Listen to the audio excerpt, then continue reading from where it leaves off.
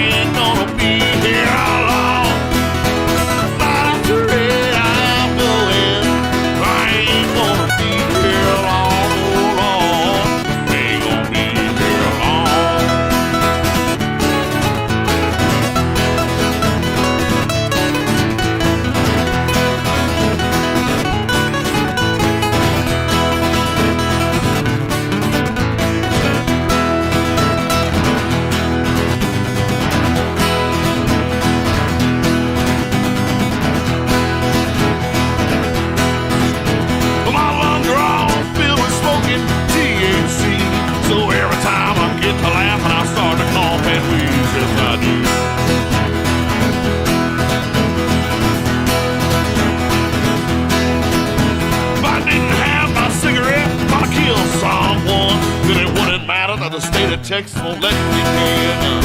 I ain't gonna be here long. Not afraid I'm going. I ain't gonna be here long, Lord. I ain't gonna be here long.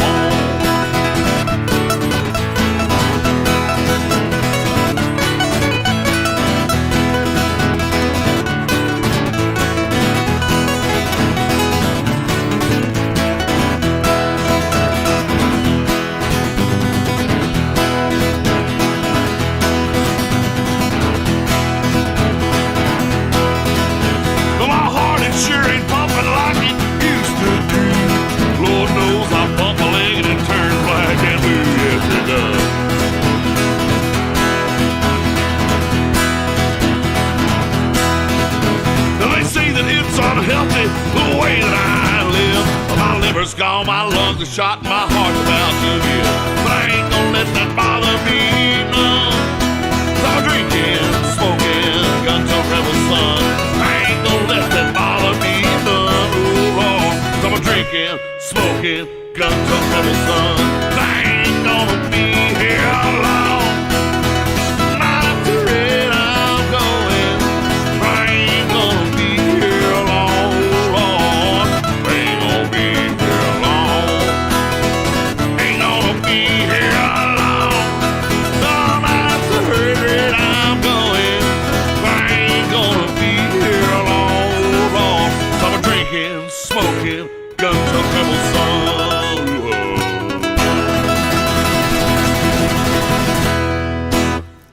Welcome to Fren Report Live. This is Fren Report Live number 25. That even rhymes. And with me tonight I have Mr. Air Raid Siren. Howdy, folks. General Hotstuff.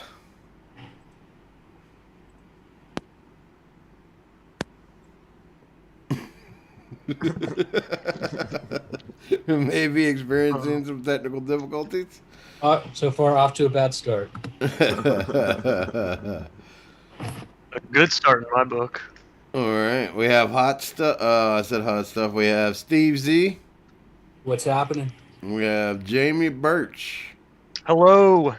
And maybe Hot Stuff can get his mic figured out. He probably doesn't know he's muted. No, because he unmuted. Oh. Just as I said his name, he unmuted, and then... I'm here. There he is. There you go. Is. There you go. All right. So, I was kind of busy today, so I didn't have much time to catch up on the news, but I heard there were some happenings for sure, Yep. So you guys will have to catch me up this time. Yep. No, because he unmuted. Yep. There you go. There you go. All right. So, I was kind of busy today, so I didn't have much time to catch up on the news, but I heard there were some happenings for sure, so you guys will have to catch me up this time. Yeah. So, anybody watch the Trump speech? I saw a few clips, but I didn't see the whole thing. I heard it was like 45 minutes.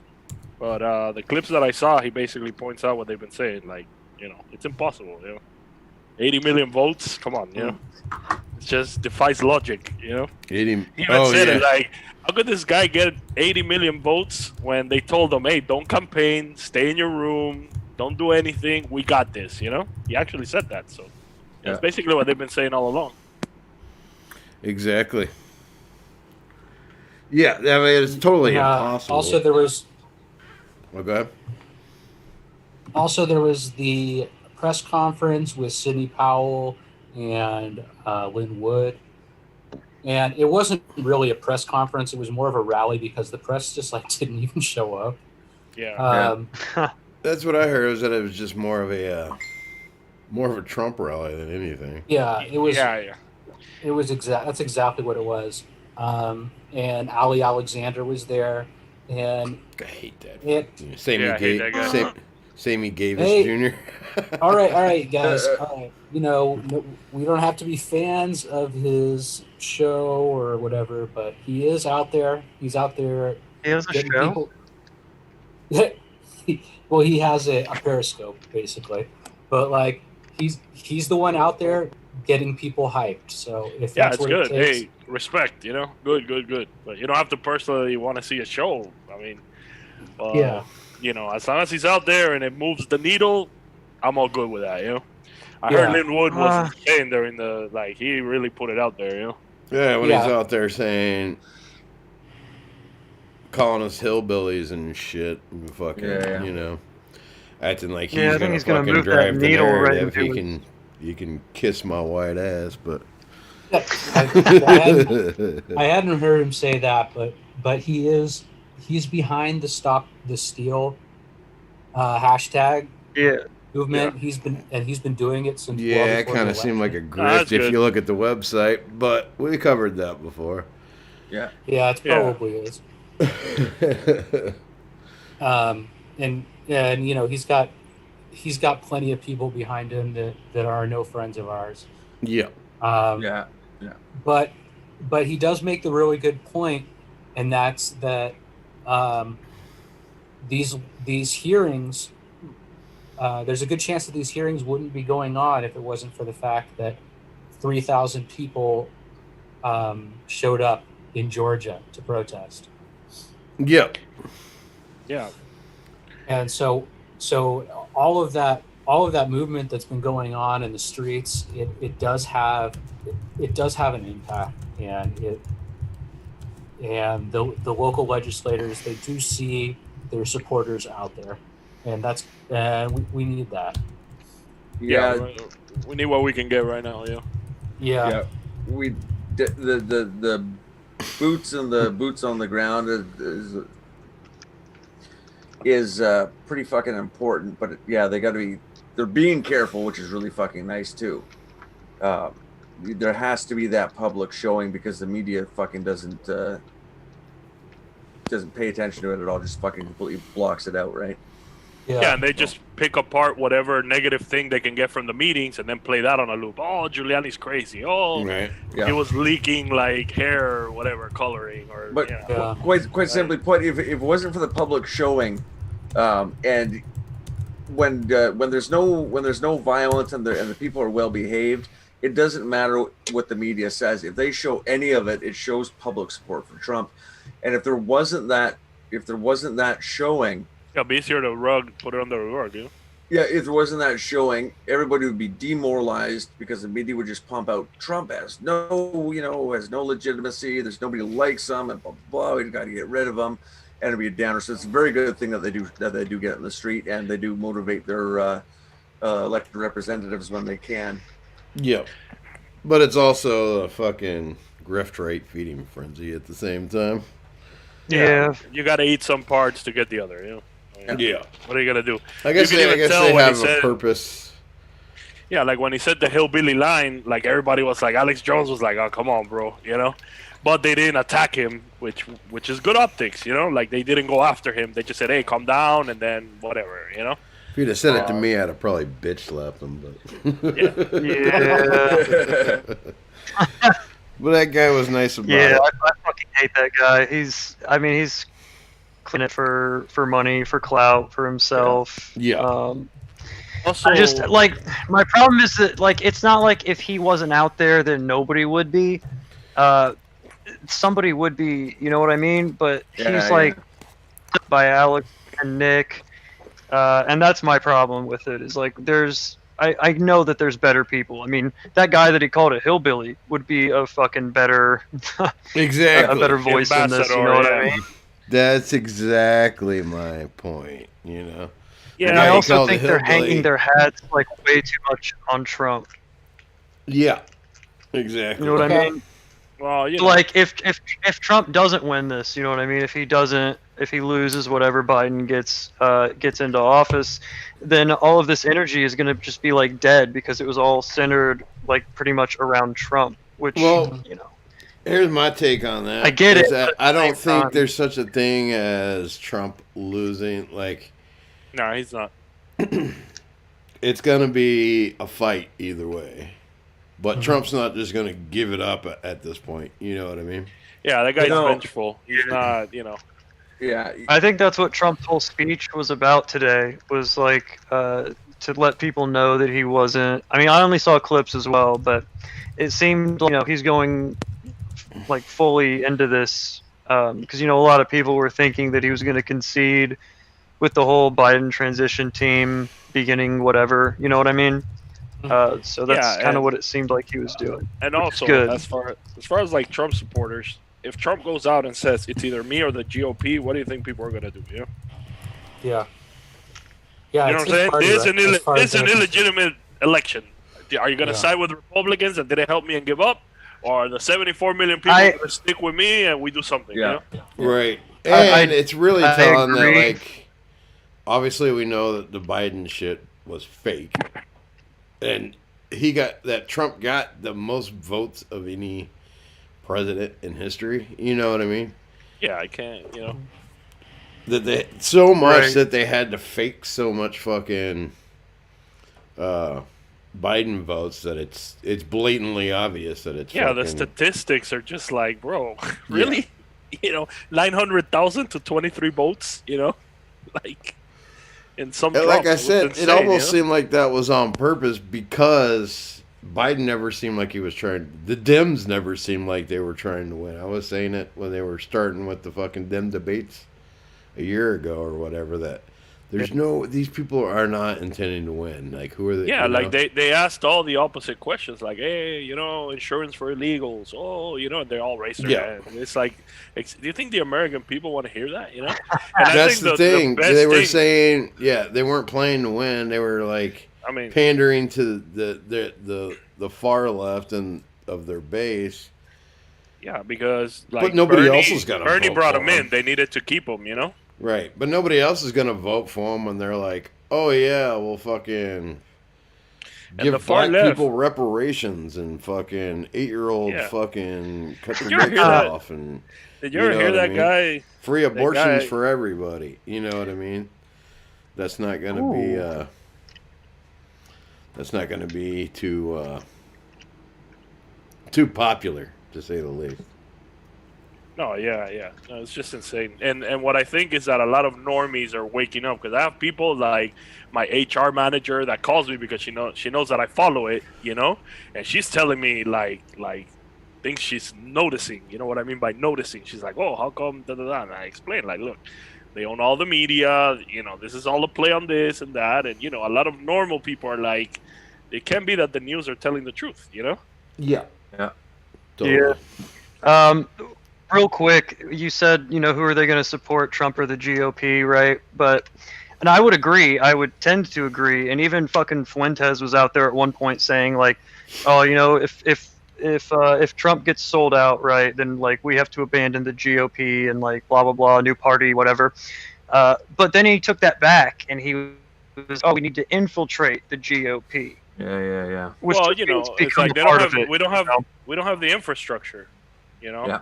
No, but we have to build it. Like money. Yeah. That's my point. Is like this whole thing is a perfect opportunity for something new.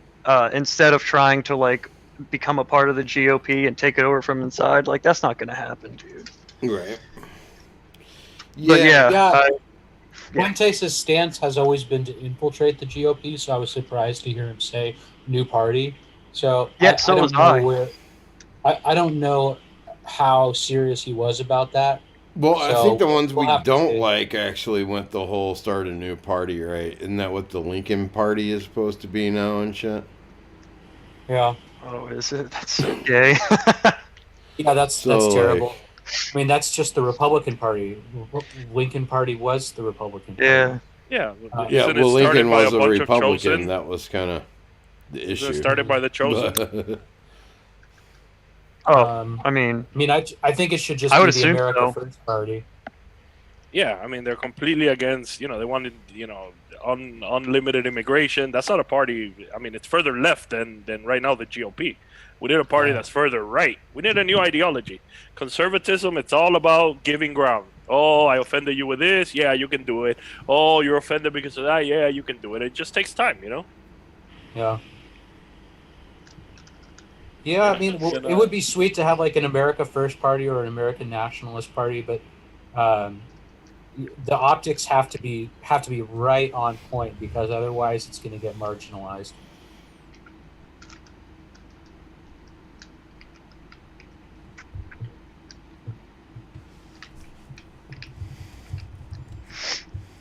Yeah. I mean, I don't know. I think optics are mostly like trying to appeal to the two existing parties. Mm-hmm. But I get what you're saying. Yeah. Yeah. Some other things that happened today. There was a kind of a screw up by a county in Georgia. Yeah. Gwinnett County. Yeah. And this was reported on by Mimi Wynn of the Epoch Times, and basically it looks like she asked them to comment on the missing USB drives, and saying like, and it looks like she asked like what happened to them after they were inserted into the scanner. And Gwinnett responded by saying, to clarify, the USB drive was not inserted into a scanner. The scanners are connected to servers through cables. And so, oops. This would be, it gets worse. This would be a Dominion tech producing a data report on the server and saving the report to a Dominion USB drive and then using a laptop to filter requested information. The Dominion servers are not equipped with Excel, and counties are not authorized to install any hardware or software on these systems. So that means that's a violation of chain of custody of the voting, because it's going from a server to an individual's laptop where it's being manipulated. Yeah, where it's being sorted, possibly in Excel. It sounds like in Excel, and then being put on the thumb drive. How ridiculous! How banana republic does that sound? Like, how ridiculous, man! And it was really interesting the other day at the hearing. I think it was in Georgia. The computer tech was talking, and they analyzed the server traffic in Germany the night of the election. So supposedly the votes get all aggregated and sent to Germany. So we're not even counting the votes here. They're getting sent to like another country. It's insane. Bro, it's worse than a banana republic. It's a dildo republic. Hell yeah. No, it's insane. And what about, well, I saw today, I thought it was fake, but I don't know if you guys saw it, that actually Bill Barr was like a part of Dominion. And he took payments, and it's like a differently owned company that they have like Dominion Energy, Dominion this, Dominion that, and Dominion Voting. But he was part of the Dominion energy part, where he got stocks, shares, and everything. You guys see That that? does not surprise me. I mean, I'm ready to believe just about anything about Bill Barr at this point. Right? Yeah, I don't know what to think about Bill Barr at this point. I'll bet you anything that Jeffrey Epstein is alive and Bill Barr took him out of prison. He did try to Oh. do some damage control. I saw this morning that, like, you know, because last night there was the whole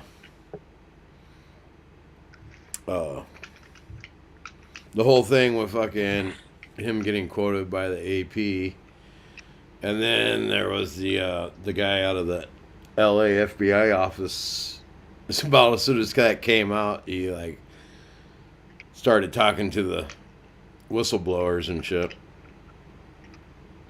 So then that news came out. So then Barr was like, "Oh, they took that out of context and da da da da da." And the FBI is still following up on everything, and so. You know, I think I said that yesterday. Is that it sounded like it was taken out of context. Even if Bill Barr isn't our guy, that was still a pretty irresponsible thing to have said. So I felt like it had to have been that they just kind of cherry picked something from the conversation. Yeah, I was thinking that too. But then Barr should be better at, like, he should know the game enough not by now to, like, watch for that type of shit. Yeah, basically what he did say was that it had to be civil because a DOJ would take like years to prosecute, you know? Right. Yeah. It's not a criminal case. Yeah. Well, yeah. But it's the DOJ would have to do. There does need to be criminal cases too, but yeah, they have to go the route of the other, everything else, you know. Mm-hmm. Well, and yeah, there is going to be criminal cases. That's why they brought back the firing squad. Hey. Yeah. But but that's not going to be in time to like fix it. They need to do other stuff in the civil courts, I guess, to actually. How crazy would that be if they started putting these election people from like all these swing states that cheated in front of firing squads? I mean, it's obviously not going to happen. Put it on pay-per-view, you know? Well, yeah, it's obviously not going to happen. These firing squads are probably going to be used in proxy wars, and we'll never see any of it. But like, but the theorizing going on Twitter is pretty ridiculous. Yeah. I mean, you know, right now we just gotta wait. You know, I mean, I don't see any other. You know, although like I think it was time for him to do a rally. You know, so he's gonna do one on Saturday. That's it. It's time to hype everybody up and get everybody back on the train. Yeah, and get my predicted bet back in line. You know, it's going down. So, dude, you kept it. Did you keep it on there after election night? Hell yeah. Oh man, I pulled out. No. I knew he was gonna win somehow. You know, it's only $700, whatever. You know, so I went to sleep and I was up big, and then I woke up and it was all gone, and I was just like, I panicked and I pulled out. Nah, I mean, I already learned the lesson because back in the day, I always theorized that there was no way they could put forward Joe Biden. There was no way. It couldn't fit in my mind, you know? So I bet that Hillary was going to step in at some point. So I bet that Hillary was going to run. I got it like at a penny to like 3-4 cents. So, you know, it was like $500, you know? I would have made like 20 grand if Hillary, you know, stepped in, but she didn't. And now you see why. It's because they were going to cheat anyways, you know? Yeah. Imagine how much money a rematch will make, you know? Yeah. Well, you know, some of those stocks I'm predicted, like GOP wins wins between 0 and 10 wins by 0 and 10 electoral votes. Those are going for like 2 cents a piece. you could make thousands of dollars if you want. Yeah, but you have to be able to get in because a lot of those contracts are sold out since it's been so long since the election. A lot of people put money in and they've left it there. It's locked, you know. So a lot of the contracts you can't get in. The smart thing would have been like to bet $1 in a lot of them, and then you could always put more. Once you're in, you know. Yeah. So the ones you were interested in, I'll know for next time. Like, let's say if you're interested in like 5 of them, you put $1 in each, and then you can put in or take out money whenever you want, you know? Yeah. Yeah, I have about, I have about like $1 worth on that one. So. Yeah. Yeah, throw in $50, you know? Like what, a couple hundred? Yeah, you never know. But yeah, what else has been going on? Aside from that, I know Rudy spoke today. I don't know if you guys saw that. No, I didn't. I didn't. Like I said, I was busy all day, so I didn't really see much of anything. What did Rudy say? Yeah, it's the same Same as rhetoric, always you been know? saying. Yeah, which is what he's got to hammer the message home, you know? I mean, the more normal people get to see it and be like, all right, you know, yeah, they say he's crazy, but damn, they're talking about a lot of examples, you know, and they're bringing real normal people, you know. Like the other day, I liked that trucker. Did you see the trucker guy that he was like, look, you know, they made me drive like 300,000 ballots across state lines, you know? Yeah. Yeah. Yeah, that was the guy talking about the Gaylord boxes? Like, what's Gaylord? I don't know, you know? Dude, I was fucking dying laughing watching that shit. I got 2 tall Gaylords loaded up into me. Sorry, go ahead. I gotta take a piss anyway. Continue. Got a couple Gaylords in me. No, what I was gonna mention before is that Lauren girl. That's our girl, right? That Lauren Witzke girl. Yeah, she's awesome. That's our girl. Mommy Lauren. Oh my god. Yeah. Did you see? She tweeted out yesterday. She was arguing with a journal, and she's like, "What? You want to talk about Jesus? You want me to start flogging the merchants?" Like, bro. Yeah, and she called her a stupid journo, and it was that one like super Jewish looking lady. Oh, with the nose. Did you see the nose? Yeah. Yeah. And then like all of our guys go into her replies, and then there's like these guys white knighting in there just saying like, "Wow, just wow!" All these comments about her nose. Oh yeah. No, and the quote ones were gold, you know. Yeah. But yeah, because like it was like she said something about like next time you bleach your hair, do it in a well ventilated room or something. There's the fumes. So some bullshit she tried to say to her. Everybody's like, "Oh, next time you try to talk about somebody, make sure you something about like their nose." Her nose, like it's taking up the whole frame. Oh yeah. Yeah. Well, yeah, Witzke's awesome. She likes the frogs too. Huh? Oh yeah, I saw that. Yeah, she's got a lot of energy. Like, yeah, I saw that. She's great. When she goes out there, she brings a lot of fire with her. So it's going to be interesting to see where she goes. The only problem is that she's running for in a super blue, you know. Yeah, in Delaware, and I mean, I don't know how helpful that is. Yeah, but what we need is people to get inspired by her type of like approach, you know, like okay, you know, America first, and then we need people like that, you know, that want to actually, you know, like help the people here, you know. Yeah.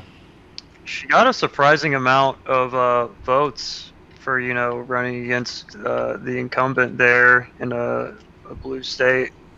Like 36 or 8% or something. Yeah, who knows? They could have cheated too, you know. I mean, you got to question all these states now, you know. Looks like there's Trump's legal team is holding a hearing right now. Nice. Do you know what it's about?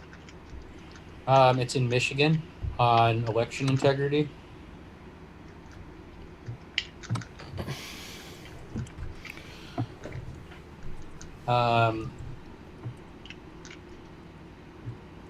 Rudy Giuliani appears before Michigan House Oversight Committee. Oh yeah, it sounds something they were supposed to start at 6, which means they're probably starting about now. Yeah, somebody was explaining. We're supposed to start at 6 too, but we never do. A little bit delayed there. Fashionably late. We're like rock Somebody stars. was asking me how come rock stars never start on time. Somebody was asking me how Keep them come waiting. missed. What? Sorry. Go ahead.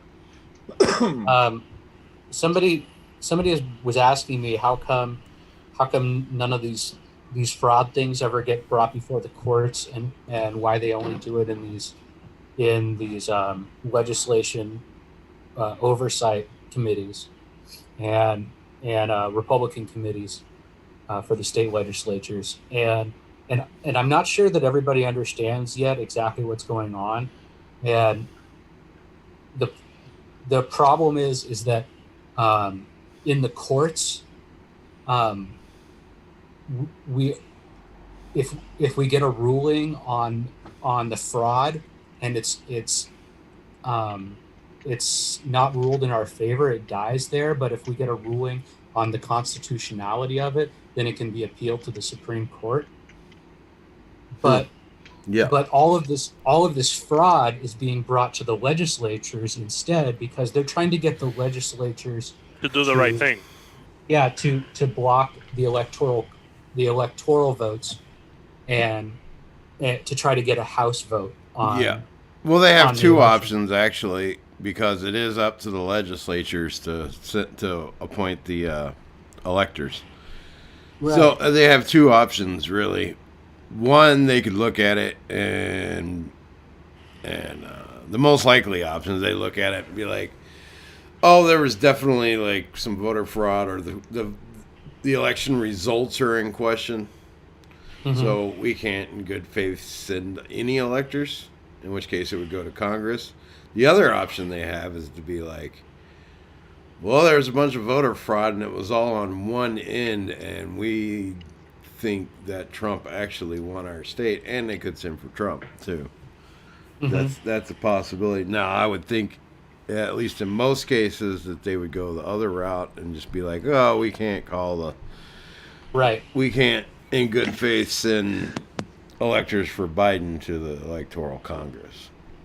But in either case, that's still a completely different avenue than what's going on in the courts. So we actually are fighting two different fights right now. And one of them is with the state legislatures, and the other is through the courts. And it very well could come down to just the Supreme Court. But right now, and for the sake of the entire fight, we need to be having these hearings, because not only does it possibly hold up the votes coming from the legislature, but it also communicates to the public why this is happening. Yeah. Yep. Did you see the other thing with Mike Lee giving away all the green cards, passed unanimously? Not even one GOP guy said no. Not even one. Yeah. People. What was that? I didn't see that. Yeah, that Mike Lee passed like a bill that would eliminate caps on green cards. So big tech has green light to bring as many people as possible. Yeah. Yeah. Oh, very cool. Based. Yeah. Give me that amnesty. Yeah, it's good to see that people are waking up to the both sides are controlled by the same people thing. Even if they're not there yet, they're realizing that neither side is for the people. Which is it's a good thing that the people are starting to realize that. And this is where actually the good thing about Trump, the Trump phenomenon comes, is that people are pro-Trump and less pro-GOP than they are pro-Trump. Yeah. Because actually, most Trump supporters hated the GOP. Most people hated the GOP and the Democrats. That's the thing. Mm-hmm. What they did like is Trump, and the more populist movement. Yeah. You know what I mean? Yeah. And really, I think if we did like a populist party, it would actually be quite popular. You know? Yeah, but you gotta have the right people. Like I was looking at the National Justice Party, and it's too strong right now. You need something. Well, that's the thing is that it would, you know, in order for it to get the masses like it would need to be, then there would be a lot of things that we wouldn't like because it'd probably have to be welcoming to fucking gays and fucking, you know, couldn't be explicitly pro. Yeah, I don't think. And all that. Well, you know, I mean, if you, yeah, like I wouldn't say like be anti, but you can paint it in a positive light. Like, okay, we're for family, not against whatever, you know. Yeah, I mean, if it'd have to be like it'd have to be like pro NATO policies and explain it that way. Look, you know, we don't need to. I mean, that's all in their platform. If you read it, it'd have to be like a magatard. Like basically a magatard fucking... Right. No, I saw that, the pro-NATO stuff, but there's other stuff that is a little too far, you know? And Enoch doesn't... Enoch is more like, you know, and they're like in a barn and they're yelling, you know, the Jays and this. It's like, no, you know, normal people, like an accountant in a suit is not going to go, I'm going to follow this. You know what I'm saying? Yeah. Like, it has to be something within the Overton window a little bit more. Whoever comes up with that. Well, but I mean, what's the point of people, like, waking up to this stuff if you don't, like, do anything with that? You know what I mean? I mean, I get your point, but I'm just saying, like, I think the Overton, at this point, it's moved so far left that just saying that you're not attracted to trannies makes you a hateful bigot. You know what I mean? Well, yeah, but you have to go the opposite and not mention that. You got to mention, look, we want families, we want strong communities, we want this, we want that, and that's what we're pushing. And normal people get behind it. We're pro-worker. We're going to do, like, if you're pregnant, we're going to do paid family leave for 3 months. And if you buy a house, you won't pay taxes the first 4 years. For young couples, if you're under 20 and you get married, we'll give you the down payment for your house. I'm behind that instead of sending millions of dollars to other countries, you know? Yeah. We need people. I gotta interject. Black Brad Pitt said a diamond and said, "Tell Brick to be quiet." I didn't even know Brick was in here, but shut up, Brick. But he was also mentioning, because I had said populist, but he was like, "No, nationalist is what we need," and I do fully agree. And it would probably be nationalist populist. I'm saying, but that's also going to be difficult to get off the ground. Would be the issue. You know what I mean? I don't agree, you know. I think if you go pro family, pro worker and start painting the light on like what, because the things that they're doing with giving foreign aid is indefensible. And the money that they spend on things are indefensible. That's what you need to bring attention to. Like, hey, we're spending this. If we took that money and spend it on this, you know? You need people who think like us and have that in their heart, not just talking points, but don't talk like us. You need people who honestly think like us, but don't talk like Johnny here. We don't tell them we're going to glass the Middle East. Johnny is the best optics we've got. We are so fucked. No, but you know what I mean? Like, there we go. We need people who are good public speakers and good at rhetoric, and they have to be on that page, but they have to be able to talk around that stuff and be smart about it. Like it's actually a lot easier to avoid some of the lefty traps than people realize, but you can't sink yourself after doing that by going publicly out and saying Hitler did nothing wrong. You're gonna the average person's not gonna get that. No way. Yeah, right? I mean, I get what you're saying, but at the same time, they literally were talking against that at the NJP, saying we can't worship or idolize figures from history that we like. And I'm assuming he was talking about Hitler. He didn't come out and say him, but Yeah, but everybody so the National Justice Party. And you can always paint stuff like I don't hate these people, but you can say like, okay, we need people that care about America, so we're gonna cancel all dual citizenship from we're gonna cancel dual citizenship. You want to run, you have to be born in the U.S. and that's it. You know, cut it at the root. But it's also, you know, it's also easy to come up with different ways of framing it if you sit down and. Once again, you got to have guys smarter than me, man. You got to have really smart people doing it. But to go something like, listen, we got crazy things going on in the United States of America. We're on the brink, and we've got to figure out who we are and where we're going. Therefore, we have zero immigration for the next 10 years or more. But but I mean, you don't say or more. You say, here's the time period, and that's that. We're going to sort out who's an American, who's not. The people who are here illegally all have to go, and we're going to focus everything on the American people. And you don't go, and the American people are white Christians. You don't say that, but you have to have people who know that. Right. Yeah, no, and not only that, but you can do things like if illegal immigration wouldn't be a problem if our actual laws were followed. I mean, I worked in a lot of places. You know, even back in the day when it was more lax, and you know, I've been in the restaurant industry, you know, and nobody follows the law, you know. It's like a free for all, especially for asking for WIC, entitlements and all that stuff. It's like a giveaway, you know. I've seen people pull up to WIC to get like milk and stuff in a Mercedes, you know, and it's like, bro, you know. So if they actually enforce the laws and if they actually decentivize people coming, then it will slowly fade, you know. But and same thing with the dual citizenship. You can not paint it like the tribe, but you can say, look, we have people coming from Saudi Arabia, we got people coming from Mexico, we got people coming from other countries, and we want people that look out for the United States. The Overton window is they've painted the laws as they are as being racist. You know what I mean? They're like unredeemable, so they're not going to be enforced. But yeah, I think that's why we need to. What we need to do is we need to pivot the thinking of people on the right, because people on the right are still living in the Ronald Reagan. Yeah, they're just and they have guilt. Like Brad Pitt donated another dime and said, "No shit, that's why we used your Browns."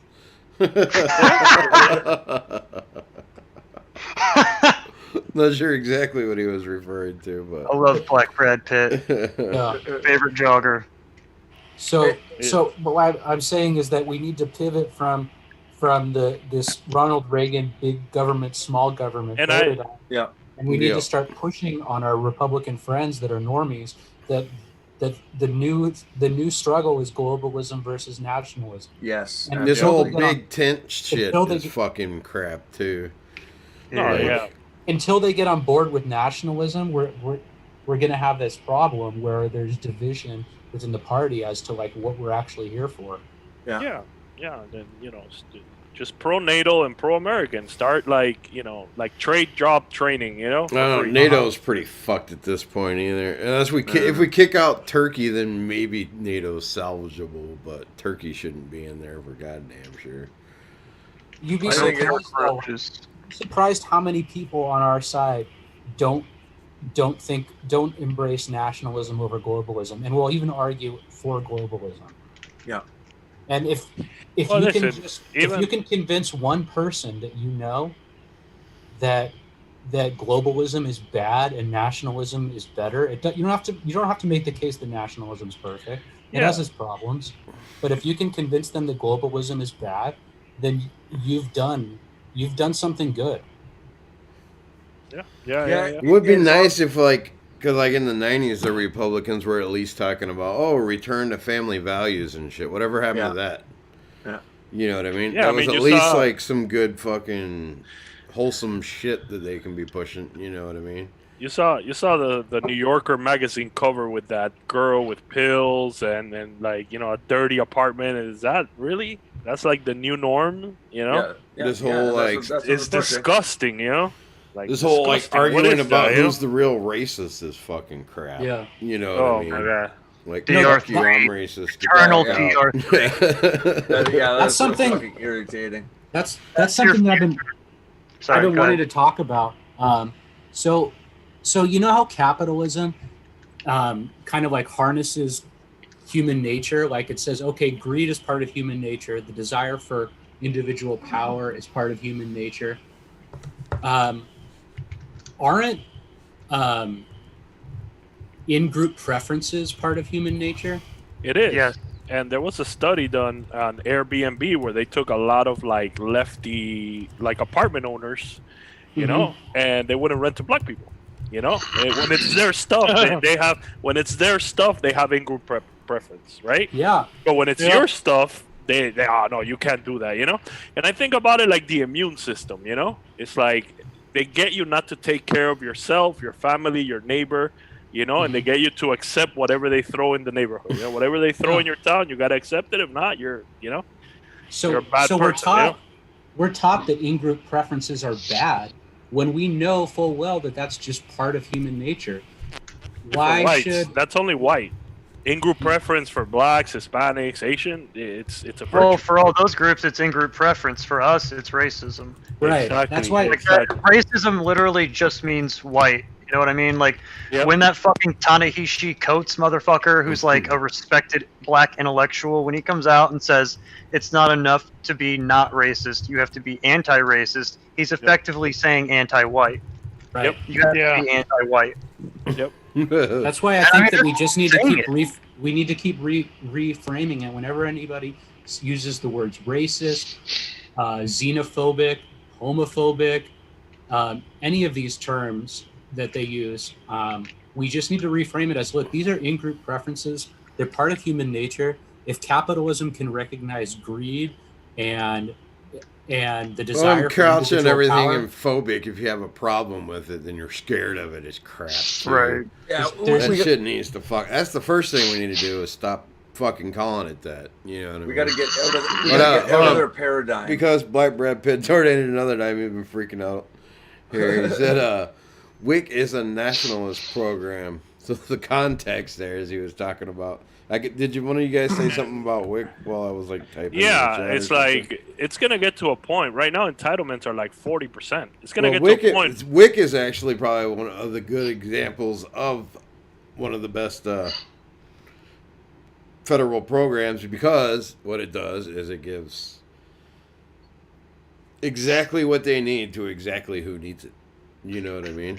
It gives pregnant women and new mothers. Yeah, and shit. but the system is abused. You know, it's like I've seen people like, let's say at my job, right, and like to get government help, you have to go and apply at jobs to try to get a job to get off it, right?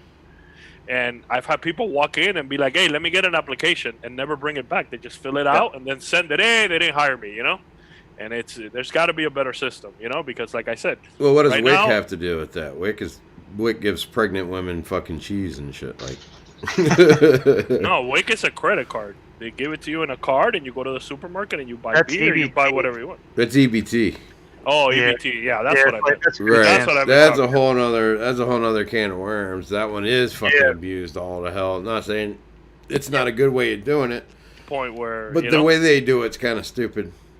But WIC is a good example of how to do it, because they give exactly like, okay, you can go, here's a voucher for cheese, here's a voucher, you can go get like 2 gallons of milk or whatever, you can go get 10 pounds of beans, you know. Yeah.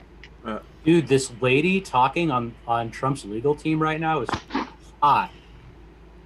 What's the milker situation like? Oh, everything's great. Picture Dr. Gino. Why do I have to be driving right now and I can't watch? Picture like Dr. Gino like 20 years ago. Who's that? Dr. Gina Loudon. She's that MILF that always comes on Fox. I don't know. I don't watch Fox. Yeah, well, she's like that. She's like the hottest one, but she's old. What are you, a libtard or something? What? I just don't watch the news. I just don't bother. I'm just joking. Nobody. You don't watch Fox. Nobody. Yeah, but you should know who Dr. Gina is because she's hot. And I don't know who this girl is, but she's got it. Whatever it is. Got the goods. Yeah.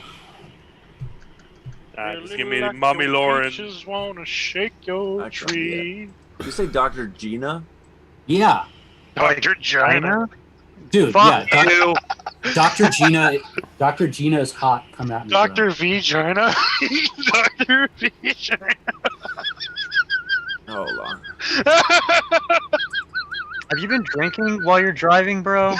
No, I didn't sleep last night at all, and I've been up all day. Gina Luden. So You probably shouldn't be driving then. That's like worse than drinking. Yeah, Gina No, Loudon. it's not. I'm fine. I took a 5-hour energy. Anyway, Yeah, Dr. she's okay. Vagina. She's got Yeah, nice she- milkers. Great milkers. What are you guys talking about here? Dr. Vagina. Milkers. Great pair of Alright, milkers. Brad Yeah. Pitt donated another dime and said, "No shit, Kermit." Yeah. Wow. Yeah, she's hot too. I've moved on with like. I'm on, Put a link I'm- in the. Here, hold on. Here, I'm putting a picture of her in the friend report here.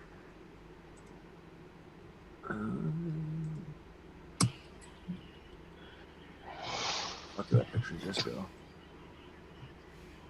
Oh, I hate computers. Where did I just put that picture? Oh, there it is. So yeah, even if There you you go. run Check out online, them.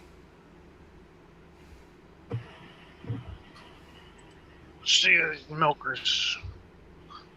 Dr. G. Oh, Yeah, she's yeah. those are. Yeah. I mean, her face is all right, but those are some nice tits. Some nice tits. Titas. He was Nothing clearing wrong his with throat. that. I thought it was. Oh, he was okay. I thought he was doing like a shut up. No. Hey, I think like Brad Pitt is kind of like he hasn't specifically said it, but he is kind of dancing around what I say too is that there's not really a big problem with the social programs if we were more of a homogenous society. yeah. Big Yes. problem is I that think we got they're good. fucking Shaniqua out there fucking, Yeah. She's collecting out of a system that she hasn't paid a dime into for her whole fucking life, while white people are, suffering. They and haven't unable paid to get into in generations. Like, Yeah, That's what I was gonna say. Like, yeah, there you go. they start spitting out babies at fucking like 14 and fucking, so they They can get don't- more Gibbs and the grandparents didn't. Oh, Their parents didn't. They didn't, and their children won't. Their great grandchildren fucking won't. yeah, they've built yeah. the whole fucking culture around Gibbs. You know what I mean? That's the fucking problem. Like all these Gentlemen, fucking. Go ahead. Sorry. All these national programs would work great, if it was we were a more homogenous society where we could, they were actually like, we need to take care of our, if you lose your job or get out of work for some reason or something, you know what I mean? yeah, yeah, especially Yeah. with all the taxes we pay, it's insane. And we should take care of our people. The problem is, it's not our people we're taking care of. It's this whole other fucking. No, Goy, just pull Parasitic yourself group. up by your bootstraps. Yeah, Come it's all- on, what do you want? What do you want? Socialism? Good point. It's actually a few parasitic groups that are sucking off our teeth, and our backs are strong enough to carry our people that need it, but we're not strong enough to carry fucking Shaniqua and fucking, especially with fucking Shuckleberg skimming off the top. You know what I mean? Yeah, Just think if you have like baby bonus type stuff where it's like, we'll help women be stay-at-home mothers and reproduce and all that. What's going to happen with a diverse society? Who's going to be doing the reproducing? Yeah. Yeah, and we need a counter to all these groups like ADL and all that. It's getting ridiculous. And just point out to the public like, oh, the OK sign and this and that. It's ridiculous. Yeah, we do need normal white people are starting advocacy to see it, groups for sure. Like that's fucking retarded that we don't have that, in my opinion. Bro, I've been like talking to my mom about this shit, and even she, agrees that like white people should have advocacy. I think a lot of boomers can get on board with this type of shit if you just explain to them like where the word racism comes from, like what it means, what it's intended for. Like it doesn't actually mean, it's the color of their skin. Like that's all bullshit. I think you'd be surprised at like the reactions you get from, say boomer relatives or whatever. when you like laid this shit out for them? Yeah, like the other day, I went to start somewhere that they care. Start with something that they care about. Yeah, a couple of weeks back, I went to a kid's birthday. I think I mentioned this the last time, and all the dads, we got together and started talking, you know. And I didn't bring anything up because I don't want to be the guy, you know. But once they threw the grenade, I was like, all right, this is what it is, you know. And they were all very like receptive to the idea. I'm like, no, the reason that this is happening is because A, B, and C. And they're like, oh, it makes sense, and this. And then started sending them some videos, whatever. So that's the way that I do it, you know.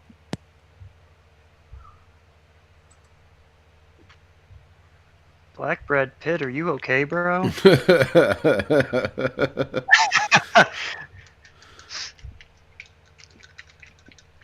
dude needs to, I don't know, maybe we need to like have him call in. Air your grievances there. I don't want you to die in our chat. I was gonna say, you want to come on, Brad? You're welcome to come on anytime you want. But in fact, I'd love for you to come on. Yeah, I would really love to hear hear what you're on about.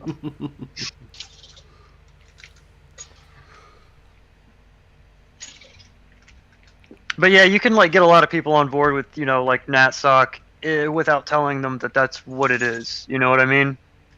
Yep. Yeah, that's the problem is they demonize. People don't even know what fascism is. And if they knew what it was, you know. Yeah. They probably wouldn't be so far against it, but it got demonized and people can't even fucking... Yeah, and I think the two key things that I think if brought to people, they would go for, but it'll be super hard, would be double citizenship, like dual citizenship, and public finance elections. No outside money in elections, you know? Everybody gets, you know, $5 million, $10 million, $20 million each, and you do what you can with that, and that's it. No PACs, no, you know? But I don't think that's ever going to happen. Could have a problem with that. Like I know some lulberts IRL, and I've you know been like talking about this shit with them. I shared, you know, the 25 points with my buddy, and he was like, "Yeah, I pretty much agree with all of that." He said, except for the big government stuff, because you know he's a lulbert, so there's that.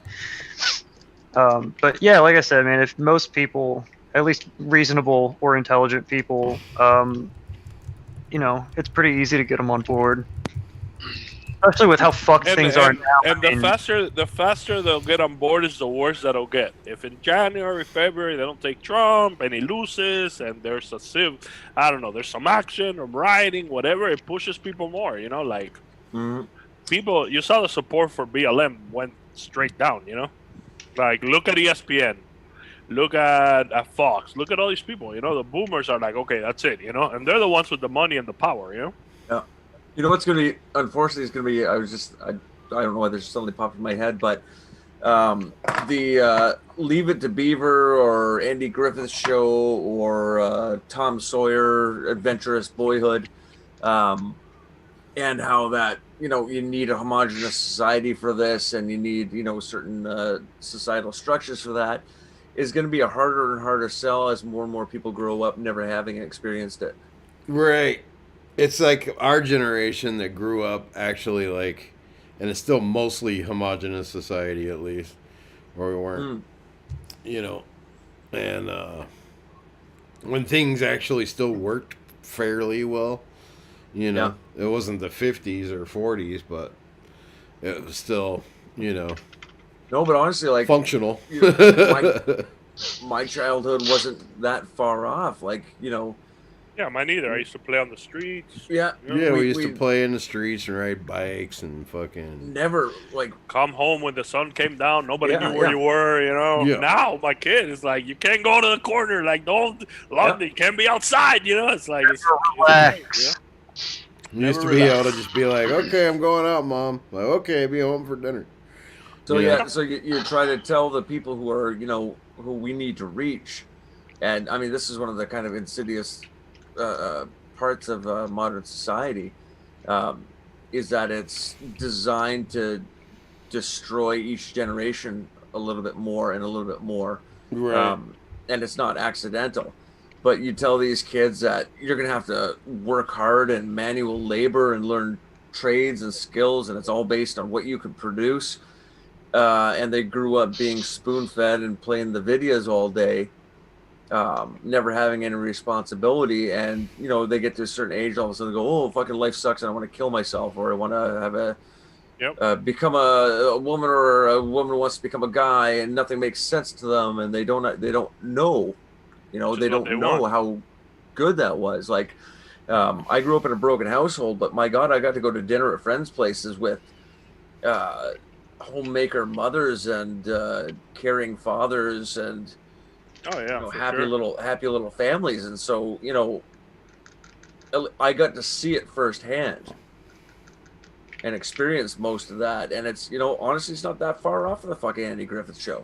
Yeah, and I think that there's certain laws that could be passed, like we just need somebody. I think Trump is a great stepping stone, and if somebody can hijack, after Trump, to take it more to the right, I think it's a step in the right direction. We need more decent laws and decent visions in society. Yeah, there are, in the United States, there either has to be Trump continues wrestling control of the GOP from the GOP, and it continues going America first, the way it already is to a certain extent. And you look back at the 4 years and people go, oh, Trump wasn't effective, or he didn't do this, or he didn't do that. He doesn't have a political party that's behind him. You can't get too worried about that or worked up about that. Like you said, he's a stepping stone. Campaign Trump would have been a great candidate. Like when he first started, campaign Trump was like, oh my God, this guy's, But then after he got in, obviously, I do give it to him. I'm sure it's a hard thing to do, pushing those policies he mentioned in his speeches, Yeah, and I'm not saying he was ever like 100% going to do any of that shit, but the fact is that he couldn't have, even if he wanted to. And then the other option is either the GOP becomes the American. It'll be the American Party versus the globalist party. Like Steve was kind of saying. I wouldn't even mind if it was like the Trump party. Like, but that's what it becomes. If it's the Trump party, it's the American party. Exactly. And it has less to do with Trump and more to do with the people who are supporting Trump. And then start pushing the policies. So I just came across something fucking weird. The Georgia Secretary of State's office, Raffensperger there, fucking asshole, says that despite his denials, Linwood has a Democrat voting record, including voting in the 2018 Stacey Abrams Democratic primary in Georgia. Fat, gay. Yeah. That's fucking weird. Now, okay, actually, I get it now. I see the wording. So he might have registered as a Democrat, which who cares? He's a fucking lawyer. You know what I mean? Yeah. It's not like we're like, oh, he's a Republican fucking blah, blah, blah. This is, what I mean? It was he's something a fucking lawyer. But, and so... so when they say including voting in the 2018, putting Stacey Abrams' name in the... Yeah, it doesn't mean that he voted for her. Oh, yeah. Yeah. But, so, that's the... Because Georgia ballots are secret, But you do, when you're voting the primaries, you have to put R or D to be able to vote in the primaries. But but it just caught I'm like, what the fuck? And then, and of course, Ian Miles Chung is that fucking. Ugh. Yeah. Oof. He's like, oh, and there it is, da da da da da da. Which is fucking... Yeah, like I read a thread the other day of like Singapore laws, and they're like crazy, like graffiti 3 years and like 10 canings, or like public littering is like, yeah, dude. So and they say that caning is really good at changing people because they don't cane you right away. They leave you in there for like a month and tell you in a month we're gonna cane you. So they say like the fear grows that whole time, And by the time they do it, imagine it gets done in front of a crowd, so they're embarrassed. So they're like, So Sammy gave us Punjer there was fucking got mad at that Chong over that. So he's all, Miles Chong is a leftist or right wingers pay to write bad articles about conservative. He's a Malaysian, has never stepped foot in America. I'm done with his shit. Oh, it's funny watching these fucking morons. That's so that causes me pain. Jesus fucking Christ. That's pretty emblematic, though, of American fucking politics in 2020. Sadly. I don't know if I'm 100% I on the fucking hate Linwood California train. so much right now. Fucking hate this traffic. What are you saying, Steve? This traffic. I said I don't know if I'm 100% on the Linwood train yet. I mean, I like Sidney Powell, but Linwood, like when he gets up in front of everybody and says that Trump won California, I don't know what the point of that is. If he's just like trying to highball. I just think even if it was true, it's not the time to go into that. Yeah. Because nobody's gonna fucking believe it right now. What fucking matters is the fucking cases that they're fucking dealing with. You know what I mean? Yeah. And this whole bullshit. Oh, he's voted for fucking for a Democrat in 2018. Like, who gives a shit? He's a fucking lawyer. Yeah, they suck. Lawyers suck. What's your point? You know? Wasn't Trump Democrat at one point? Yeah, Trump was a Democrat. Like, you know. Oh, yeah. Yeah. Also, it's not like Republicans are cool or our guys are things. So. Exactly. You know. I don't know if I've ever met somebody that voted Republican their entire life. Oh, so like Ian Miles Chong fucking responding to Sammy gave his Punger here. Better a foreigner than a felon, and got pulled up fucking all these fucking fraud shit. You know what I mean? Yeah. Better the grifters. Look at the people we got fighting for us. Yeah. The grifters going after right, yeah. Grifter fight. Who will win the right to take your money, white man? Right. Yeah.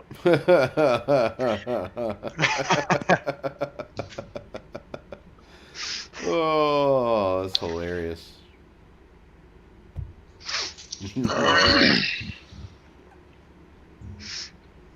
Black Brad Pitt is threatening to kill everyone. Uh-oh. Is he... I don't think he's okay. I think he should come in the chat. Oh, you mean like in the call? I mean in the call, yeah. He said he doesn't have a mic. Just use your phone. Seems Or your crazy enough to come on. Xbox. I have somebody's cat bothering me, and this cat is gonna die pretty soon. He's already donated 5 diamonds. I feel like that buys yourself a spot. He didn't have to buy a spot. He was welcome anytime, but.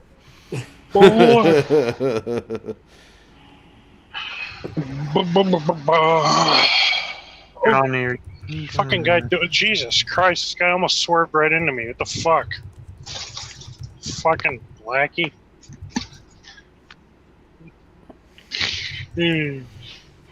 I got into a truck race with a BN this morning.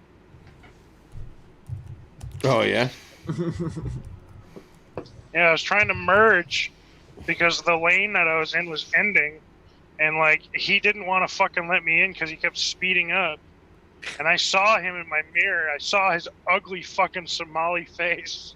Oh. I was like, "You fucking piece of shit." Wait, you saw Ollie Alexander? Adoish. Yeah. Fucking Sammy gave us Punger. I think it's like half, like Somalian and Indian or just something, missed right? my exit. Like the grossest kind of damn mutt. it. But he's based in Red Pill, dude. Dude, he's stopping the steal. I missed my turn. Stopping the I'm steal. going to kill myself. He just By buying tungsten Fucking cubes kill myself. off Amazon. right. And man, he's a really groovy singer too. Real swinging That's cat. Brownlee. And he's totally not a pedophile, you know. All those Yeah, pictures yeah. of him with a 12-year-old on his Instagram, very normal. Why does, Yeah, totally. why does he have like a Oh. fucking crescent? Why does he have like Moon Man face? Gay guys His chin is, like, always, just gay fucked up. guys always hang. You know, there's nothing strange about a gay guy hanging out with 12-year-old kids. Bro, the funniest part of that is somebody like tweeted at him like, "Oh, what the fuck is this?" And he was like, "Oh, it's a family friend, you sicko. Nothing weird there. It's just a family friend." Like, bro, do you know anything about like statistics of child abuse? Because it's like almost always a family member or a family friend. But Russia canceled it. Not making the case any better for yourself there, guy. Yeah, what are you doing posting that shit on your social media? Dude, he posted a pic of the kid with like ice cream on his face, and he's like, "Yeah, that's ice cream." Like, God, I want to die. What the fuck, dude? I don't want to die. I want to get some rope. 4 horses. For a completely. That's why like all the people that are like, "Oh, they're out there," blah blah blah. I'm like, "Fuck, I'd go out there too if fucking I was getting $3,000 a day, fucking super chats and shit." You know what I mean? It's just, I don't know. I do not like it. All right. Yeah. No. You make a good point that if he wasn't doing it, somebody else would. Yeah. But at the same time, it could be somebody worse. Yeah. It could be Ian Miles Chung out there. I don't think Chung Ian is Miles. out there. I don't think Ian Miles Chung could get in the country. Very funny. Honestly, I don't think there is too many Ian worse people that could be Chung. doing it. You know what I mean? I'm in my tongue. It could be Matt Walsh out there. Oof. Yeah. I was cracking myself up I'm not sure earlier because I was like thinking like that might be what more is- of a lateral than like forward or backward motion. Yeah. I was Let's see, flavor I was of the cracking Rifter? myself up earlier because I was like, what would it sound like if a Chinaman was singing a 25 to 3 2 1? What are you It saying? could be. It could be. 25 to 3 2 1. It could be Was that- Bunty King out there. You want to sound like a vaginaman? What's that? Fucking Bunty King, dude. I forgot that guy existed.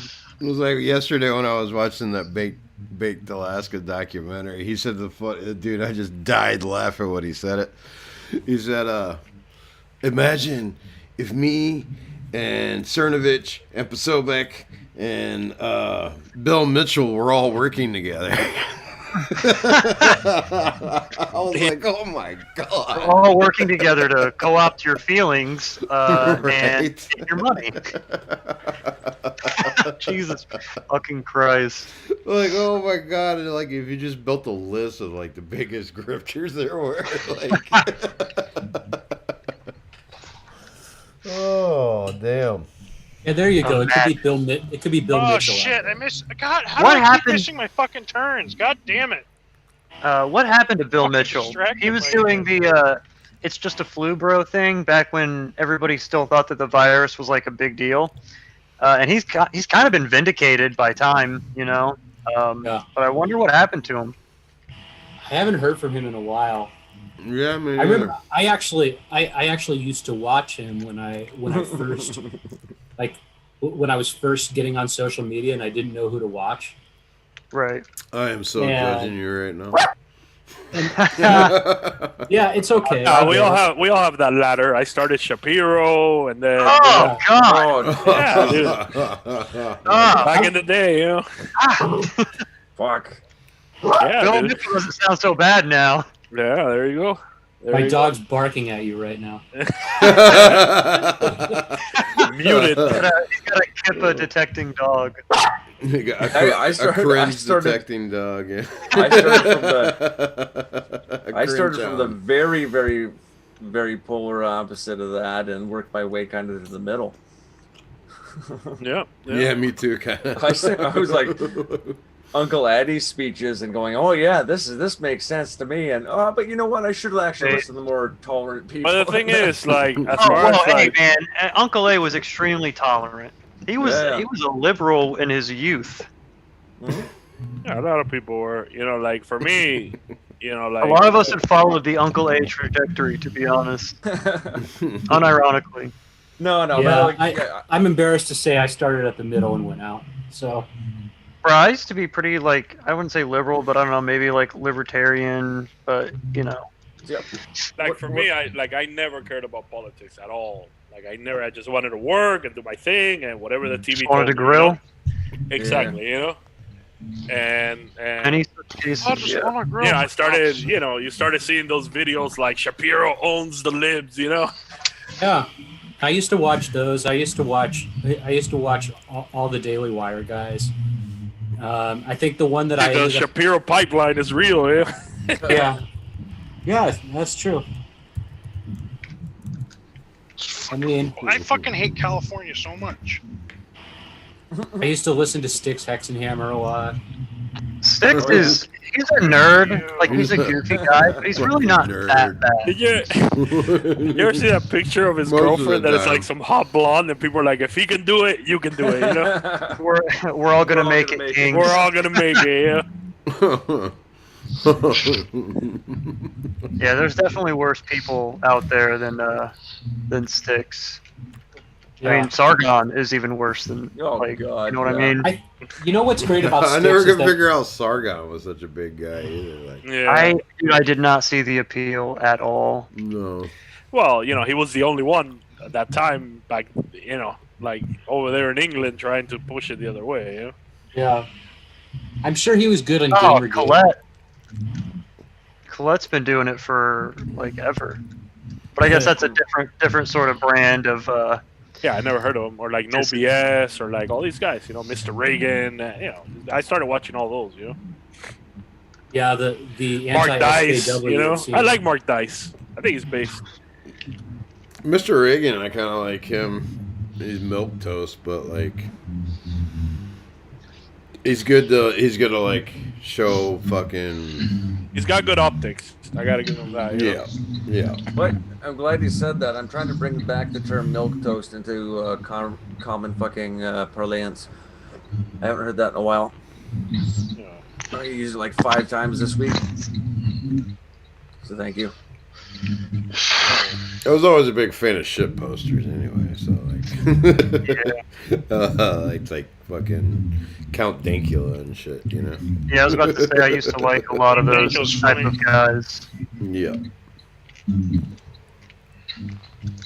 I actually did like Sargon for a while. I liked him until he debated with Richard Spencer, and Richard Spencer just destroyed him. Yeah. Bro, that is a classic. I still have that stream downloaded on a hard drive somewhere. If you get destroyed by Richard Spencer, you might as well just go ahead and fucking out back and shoot yourself, because like Exactly.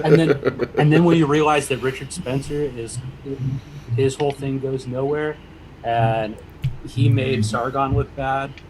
It's like when somebody loses a debate that badly, it's hard to listen to them ever again. Like, yeah. Did you guys see or hear the debate between Eric Stryker and Destiny? No. Yes. No, I didn't see that one. I've Yes, seen like the sure. Destiny ones with like it's a group of people with Nick and all these people. Well, Destiny destroyed Eric Stryker. Like he destroyed him. I Yeah, hate how Stryker is Destiny not. debates. He's not a debate guy, to be honest. Yeah. It's not good. Destiny won't let you talk. I mean, I love Stryker, but that debate was not good. Yeah. Yeah, it's very different with that guy. It's like he won't shut up. He won't let you put a point across. He'll do your point for you. Well, I mean, Mike Enoch did really well against him, and then so Yeah, I Eric think- Stryker thought that he could do it. He could follow that up and do just as well. And no, it went really badly. Yeah, Enoch was great against him. Yeah. Enoch's good. He's a smart guy. Very smart fucking guy. Yeah, I'm a big fan. He might have not always make brilliant life decisions, but he's a smart guy. Yeah. I mean, well, it's funny because he used to be just like a shit poster, right? Yeah. I doubt he ever expected to be trying to do anything like serious politically. No, I mean, I could be wrong, but Dude, ask anybody who's kind of into this. Go back in time and ask them 10, 15 years ago if they thought they'd be doing the type of shit they're doing now, and nobody's gonna say, "Oh yeah, for sure, dude, yeah." Like 10 years ago, if you asked me if I was even gonna be on the Fren report, I'd be like, "Are you fucking crazy?" Like, I don't care enough to do anything like that. Yeah. And then you get these guys who, like, you know, are doing this virtually full time. Yeah. Yeah, I don't know Honey, how. you have a lot of background noise right now, bro. Yeah. Who is that? I think it's Johnny. Probably. Yeah, It usually It is. disappeared. And it keeps showing his face, so yeah. Probably.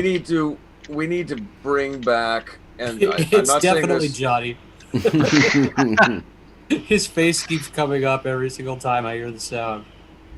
I'm not even, you know, saying this flippantly or ironically or anything, but we need to bring back like the school of rhetoric and teaching people how to argue and debate and speak publicly.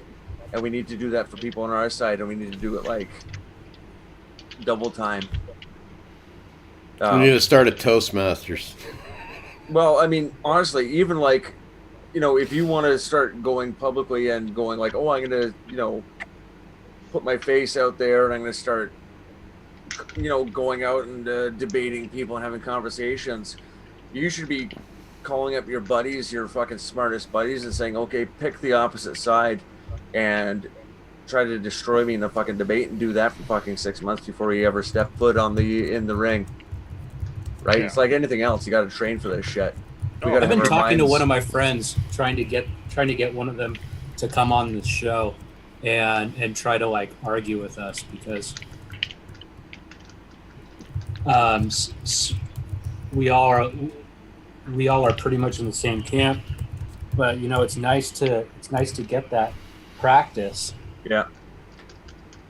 Because he's a pretty smart guy. He's a globalist type. Ooh. Nice. And he calls himself a constitutional conservative. Yeah. Well, what was it that they used to call them? I'm a financial conservative, or what was it? Fiscal conservative. Fiscal conservative. Fiscal. But I like to get fucked in the ass, you know? Like, no. Yeah. Clip that. Somebody clip that.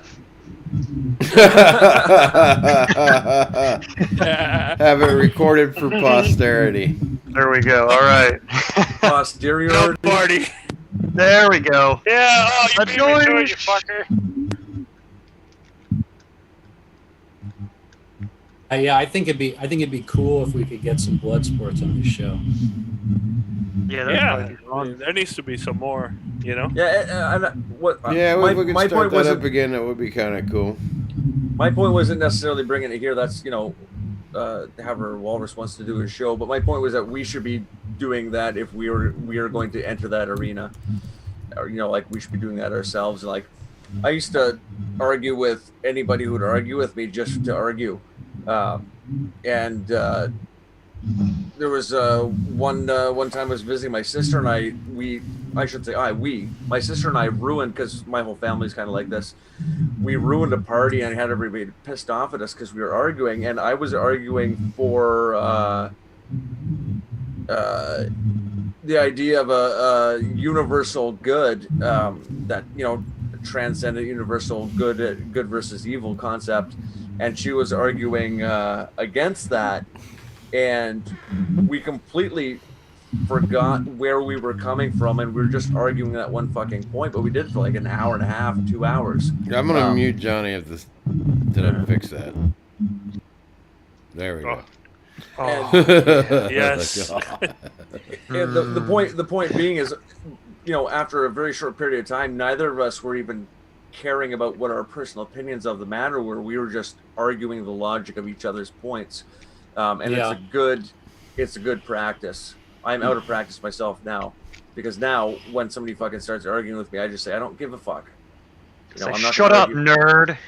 Shut up, arguing nerd. with My Fucking I was nerd. in a Zoom call with you know, a bunch of my sisters over the weekend, and they started going off, and I just fucking checked out. I was like, okay, well, have a good night, guys, and I'm out. I'm done.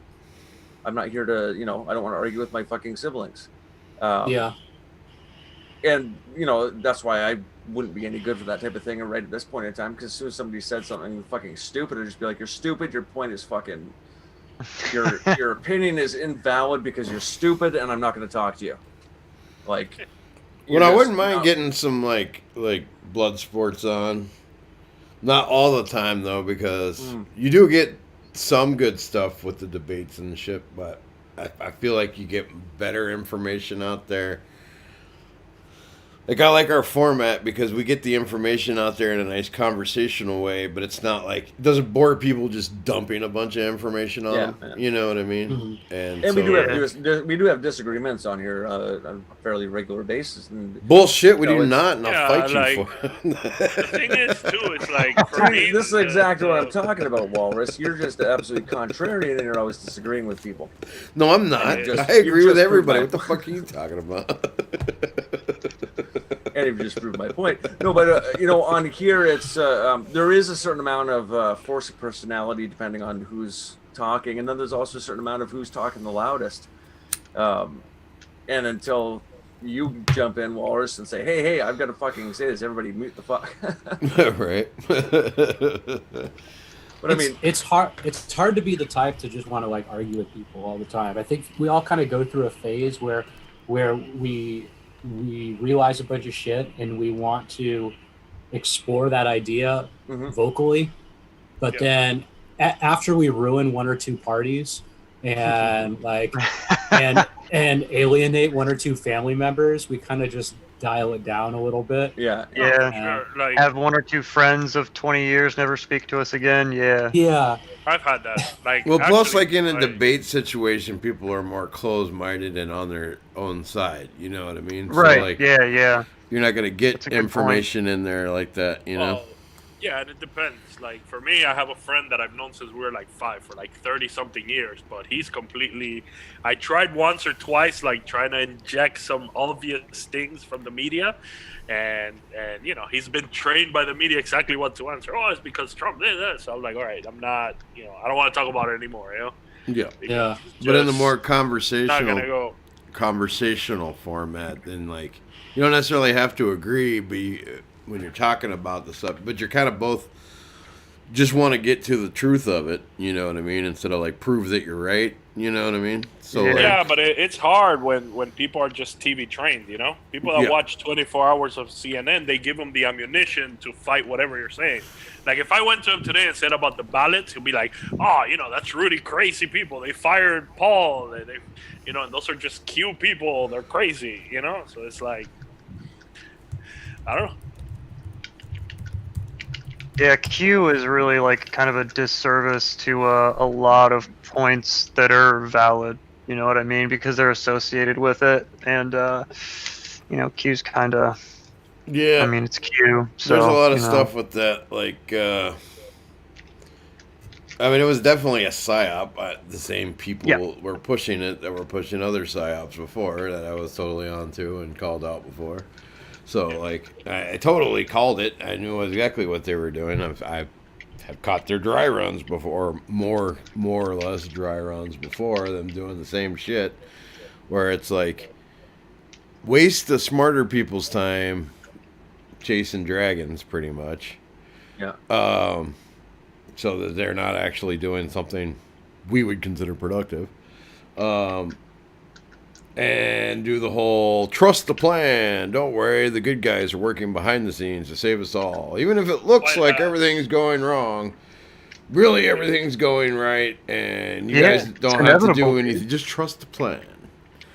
And then they put all this other shit out there that, like, the people can do so that they're easily discredited too when the movement and the reason and the timing of it too, because it was right when Pizzagate was starting to wind down, but like those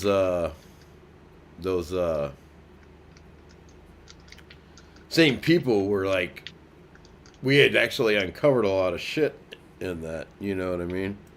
And then so those same people were we're actually starting to look at real shit. And they're like, oh, no, we need to distract them with something else. So.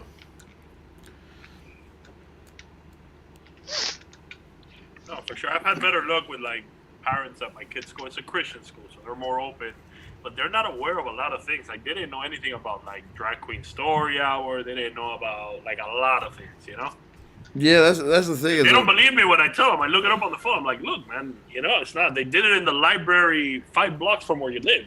It's not right? something that is happening Just at in your California. local library. Yeah, like, it's not happening in California because they think, like, oh, No, I mean, it's happening there too, New but York, you know? it's not I'm not like, look, happening there. This but is like 5 blocks from your house, you know? right. Yeah. Oh, if we get one more follower on D Live, we'll be at 400. Oh. Yeah. Yep. Yeah, and then, you know, once you explain to them about Drag Queen Story Hour and what kind of books they're reading to the kids there, and once, you know, they're good and proper angry, you can tell them who's doing it, where the money's coming from, who's pushing it, and why. Yeah. Like, I had one. I want to answer Zara's question because she said, "Do you believe in military court?" I believe it exists. I mean, yeah, it totally exists. The thing about military court is it only has jurisdiction over the military, and and civilian courts don't really have jurisdiction over the military. That's why there's military courts.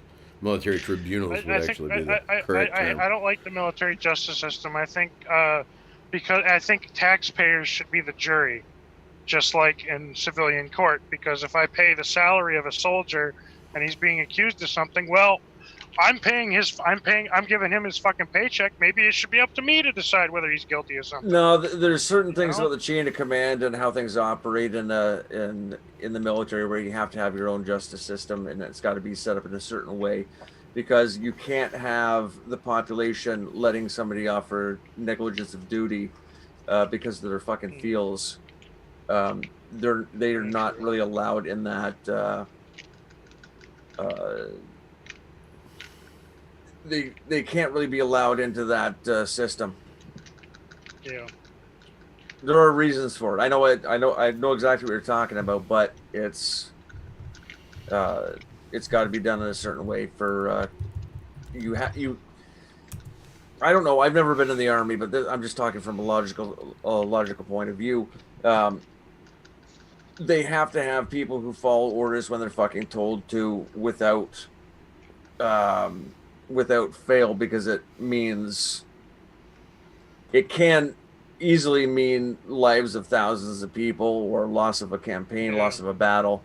They can't fuck around, right? Like, it's got to be at a different level, and they've got to be held responsible at a different level than the citizen has to. Because you can go, I'm not going to go to work today. Fuck it. Oh, and to answer Zara's question, because she said, even except for treason, no, treason is a federal law, so it would be in federal court. Yeah. What about if they call martial law? Can they do another election run by the military? Is that a possibility?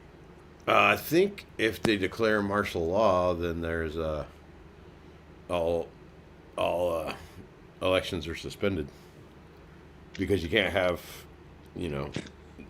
a change of power during martial law. Yeah. Was that Lynn Wood who was saying we should do that? Yeah.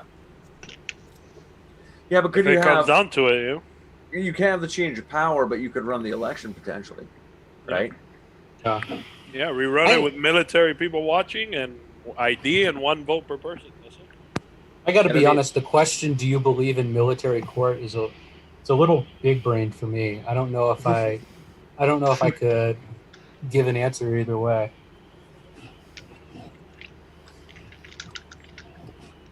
Yeah, I'm not very familiar either, but from what I've been reading on Twitter and different places, like what he said, like, okay, martial law and then call the election,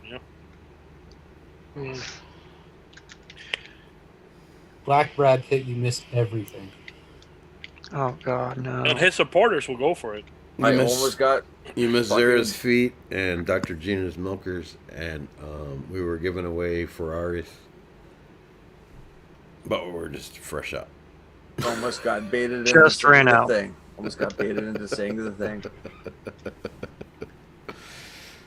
Zara's quote: "I think all men should be enrolled in the military." I think that's a good idea, Citizen Army. I was going to type it out, but you know what? I'm just going to say it. And all women should be barefoot and pregnant in the kitchen. Thank you very much. Have a nice day. It's been swell. Yeah, what do you think about this Right. new like I think it's so stupid, like these women in Congress that are like, oh, we're gonna be the anti-squad, you know, it's like, bro, or like Insane Crenshaw with cringe. these stupid Marvel like movie commercials of him jumping off a Well, plane. fight cringe with God, cringe. bro. Bro. Did you say fight cringe with cringe? Yeah. Yeah. Once again, we got to stop using their fucking lingo and their paradigm. Mirror, mirror And- on the wall. Who's the cringiest one of all? Yeah. It's Dan. It's Dan Crenshaw.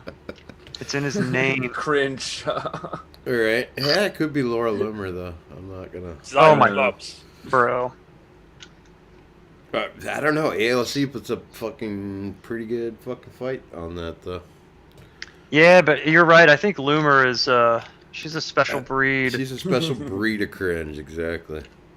Whoa, hold the phone. All, Have you all guys- AOC has to do is open her fucking shirt, and then everyone's just distracted. Bro, Laura Loomer looks like I think it was Stryker who said this. She looks like fucking the little doll from the Saw movies, the Jigsaw doll. Yeah. I don't know. AOC looks like Gomez Adams to me, so I don't really get why everybody's Yeah. like, oh, Well, no, like, AOC but I mean, fought." like, if she were to like, Yeah, would if not she were to, like, smash. you know, take Yeah. her shirt off, you wouldn't be looking at her face though. Well, I mean, it's like right there. You can't really.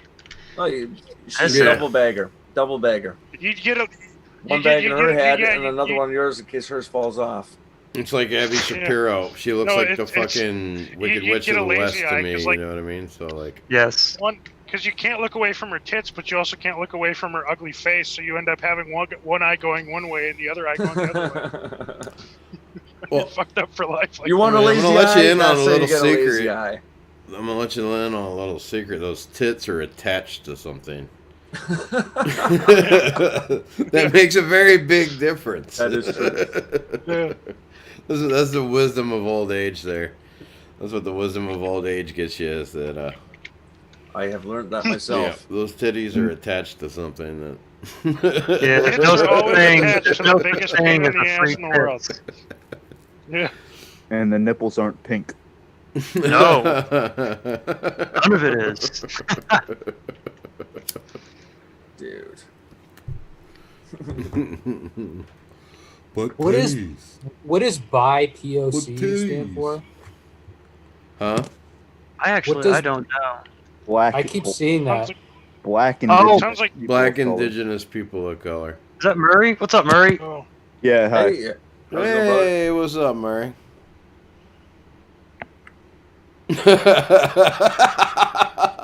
Black Brad Pitt said the little secret is Walrus is the only non-virgin talking.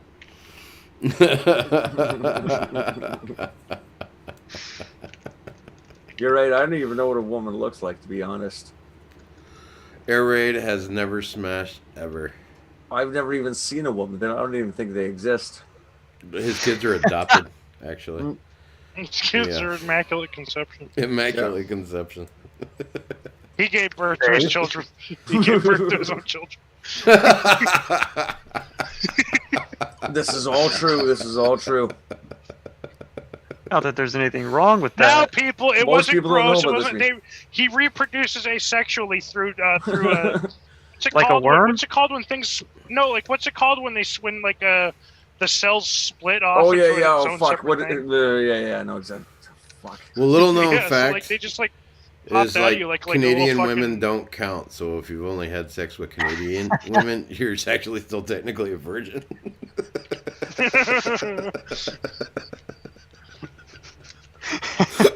Oh, I don't Canadian even know. women are Messiah. Hell, there's a few things I Talking can tell about you the about hard fucking. truths. There's a few things I can tell you about Canadian women that would dispute that point, but I know, I'm just joking. Oh, Sean Cat said Dan Crenshaw would be the perfect BF for AOC because he could only have one eye on her titties. I see no flaw in that Yeah, logic. but he's fucked because if he looks at her face, he goes blind, totally blind.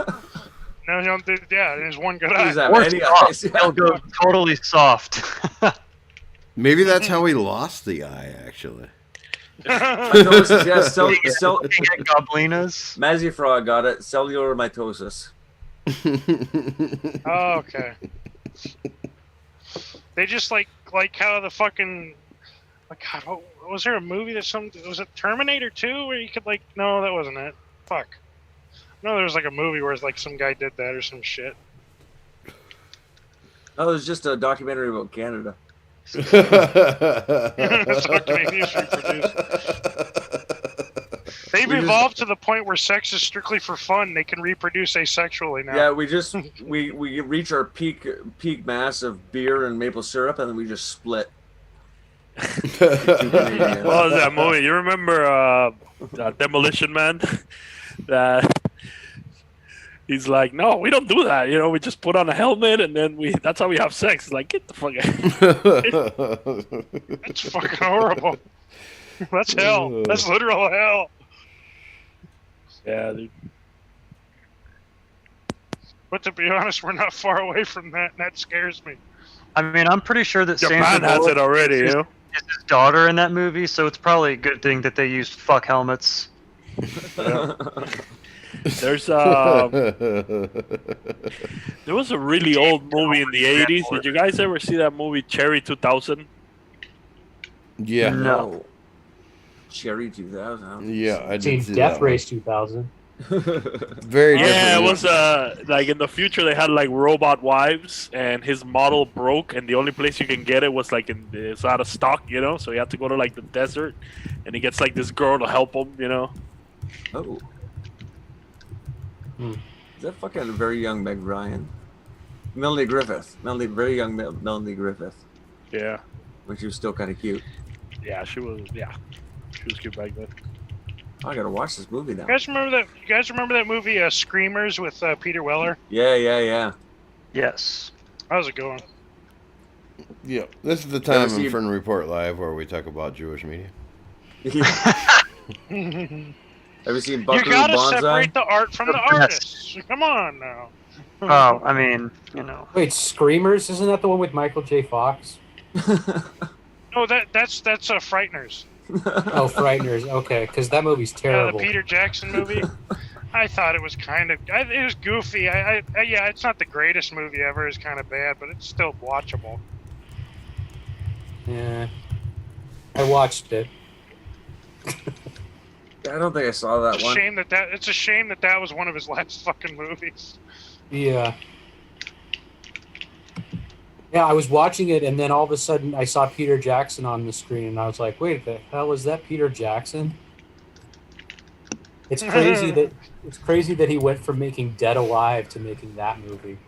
Yeah, I don't know what And then the Lord fuck of the is with Rings that after dude. that. Yeah. Yeah. But what else do you... Oh, no, I'm mixing him up with fucking the other fat fucking bearded guy. Never mind. I liked the Lord of the Rings, so I'm guilty of that. The I'm Hobbit. going to be honest. I feel ashamed. I haven't seen any of the Lord of the Rings movies. I haven't Dude, seen me either. All right. I tried watching Two I feel Towers kinda and I guilty. fell asleep, and I said, yeah, this isn't for me. Yeah. I like the Lord of the Rings movies, guys. Am I based? Fucking base, dude. I like the old cartoons. The cartoon version of The Hobbit, Lord of the Yeah, Rings. me too. Those were awesome. Man. Yeah, the Rankin and Bass. Oh, Donkashay just joined the chat here. Yo. Hey, how you doing, brother? A lot of lemons getting donated. A lot of lemons. That movie has That's great. those movies have a good fucking soundtrack though. Yeah. I really like the animated Hobbit. I think it's better than Peter Jackson's entire Hobbit trilogy. Plus, it's about 6 hours shorter. Yeah. Good luck, James, when they- on your job interview tomorrow. Good luck, buddy. And Dress appropriately. You got it, Make a bro. good impression. Yeah, you got it, brother. Brush your teeth. Remember, Wash your you're ass. Wash your interviewing hands. them. You're Wash your interviewing penis. them. Wash Venus. Wash your penis. Do the fucking who does the Peterson voice. We need somebody who does the Peterson voice. I don't do voices. I do the Walrus voice, and that's it. Again, you're Canadian. Shouldn't you be the one to do this? I mean, Yeah, but it's such a weird voice. I'd have to practice. Just say that clean for a your while. room in Canadian. Have you guys seen? Hey, have you clean guys your seen room, those Jordan? Have you Hey, guys seen Hoser, those clean meme videos your people room, make eh? where they use? Somebody made a voice emulator to Yes. replicate Jordan Peterson's voice. So Oh, they have shit. like the one where it's like, "Crush my cock with a rock, I must. Maximum pain, I must endure." And he's like crushes his dick with a rock. And then there's, it's so fucking stupid. Mazzy says he's had hemorrhoids better than the Hobbit trilogy. Oh, I have hemorrhoids right now. Solid hemorrhoids, Sucks. bro. So I know what he's talking about. Bro, you guys got Hemorrhoids. hemis? Actual hemorrhoids don't even last as long as the Hobbit trilogy.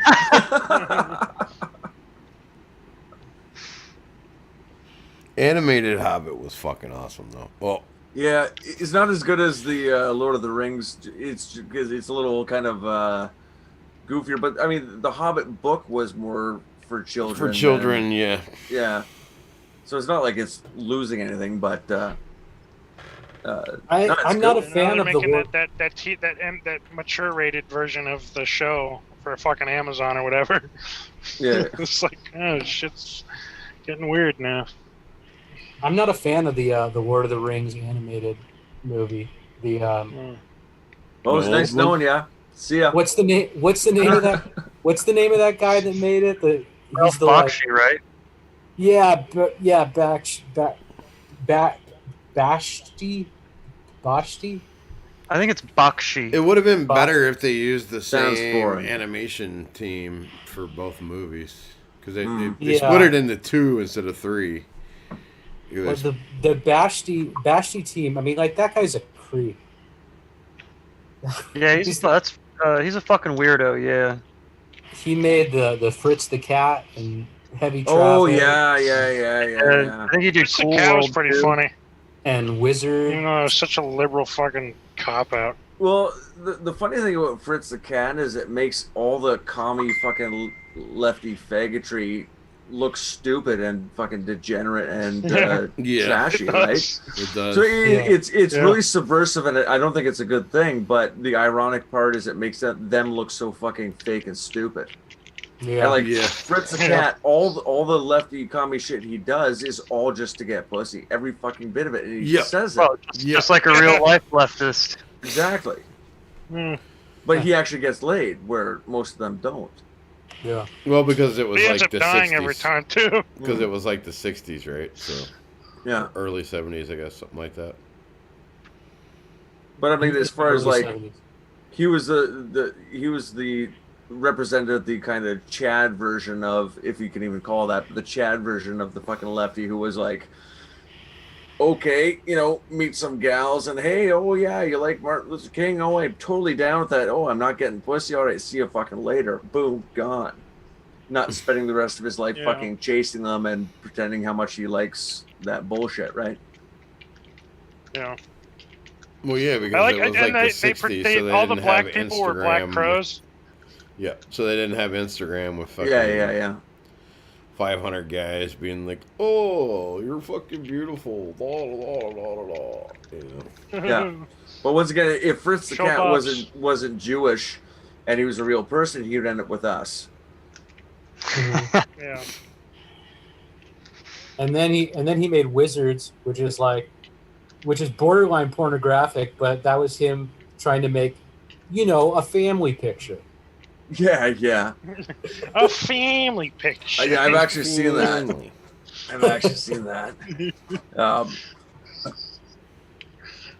It's a pretty sad attempt at making fascism look bad. Yeah. Yeah. They You all know are. what was a great movie was Fire and Ice. Somebody told me about this. I don't think I've seen this. You probably have, just don't remember. It's like the He-Man looking dude, but before He-Man, and he's saving the girl and shit. Kind of like animated Conan, kind of. It was pretty badass. Oh no, yeah, okay, yeah, I've seen this. Yes, with the guy with the leopard hat on or whatever it is. Yeah, it was probably borderline pornography for nerds, but you know. Oh yeah, you know, yeah. For D&D nerds, but it was a damn good movie too. Yeah, they use a technique where they actually take actors and then take the images of them, and so that's why the movement looks so smoothly. Looks so rotoscoped, right? Well, yeah, rotoscoped. No, it's not exactly that. Like they use that in the Lord of the Rings stuff, but this is where they actually they hand draw the shit, but they use they use photographs, and they use that in some of the He-Man animation, because somebody had mentioned He-Man there. So you'll watch, if you ever watch those cartoons. I grew up with He-Man, you know, on the fucking television, so I grew up with that shit. I had a fucking. Did you guys have Undercuts? Come on. Did you guys have big wheels, the little plastic tricycle things? I did. Yeah. Yeah, I was born just too late for that. I think I remember having one when I was a kid, but like literally they just dropped off the face of the earth like right immediately as soon as I got one. So I had the Skeletor one, and my brother had the He-Man one. They're fucking awesome. You sit there spinning the front wheel and trying to get traction, and it's like hard plastic, so it doesn't fucking. Yeah, it doesn't move. I had the Night Rider. I had the Night Rider. I just remember that sound they made. Oh yeah. But anyways, you got a Transformers. I had Power Wheels as a kid. Those are cool. All right, look at you, Mr. Fancy Pants. Yeah, you had a Power Wheel. I had 2 Power Wheels. A white Power Wheel. I had a bulldozer and a pickup truck because my parents wasted money on me when I was a kid. White privilege. What he's saying is he's not big bone. He just didn't walk when he was a kid. He always had a motorized. Gee, Bill, how come your mom let you have 2 Power Wheels? She doesn't love me enough to spend time with me. Yeah. Oh, ouch. No, my parents were still married at that time, though. Yeah. That's cool. That'd be like shit. Yeah, it was like the kids with the GT snow racers when I had the crazy Corvette and I'm going by on my Power Wheels, and or my big wheel, and they fucking like cruise by me on the Power Wheels, like, yo, loser. Suck it, bitch. I'm like, oh, I'm poor. No, but if you watch the He-Man animation, some of it, and they reuse the same clips a lot because it was a low-budget fucking show. But you see where all of a sudden the movement of the characters is really realistic and smooth, and that's what they did. They actually photographed frame by frame people doing a certain action, and then draw it. And turn that into the animation.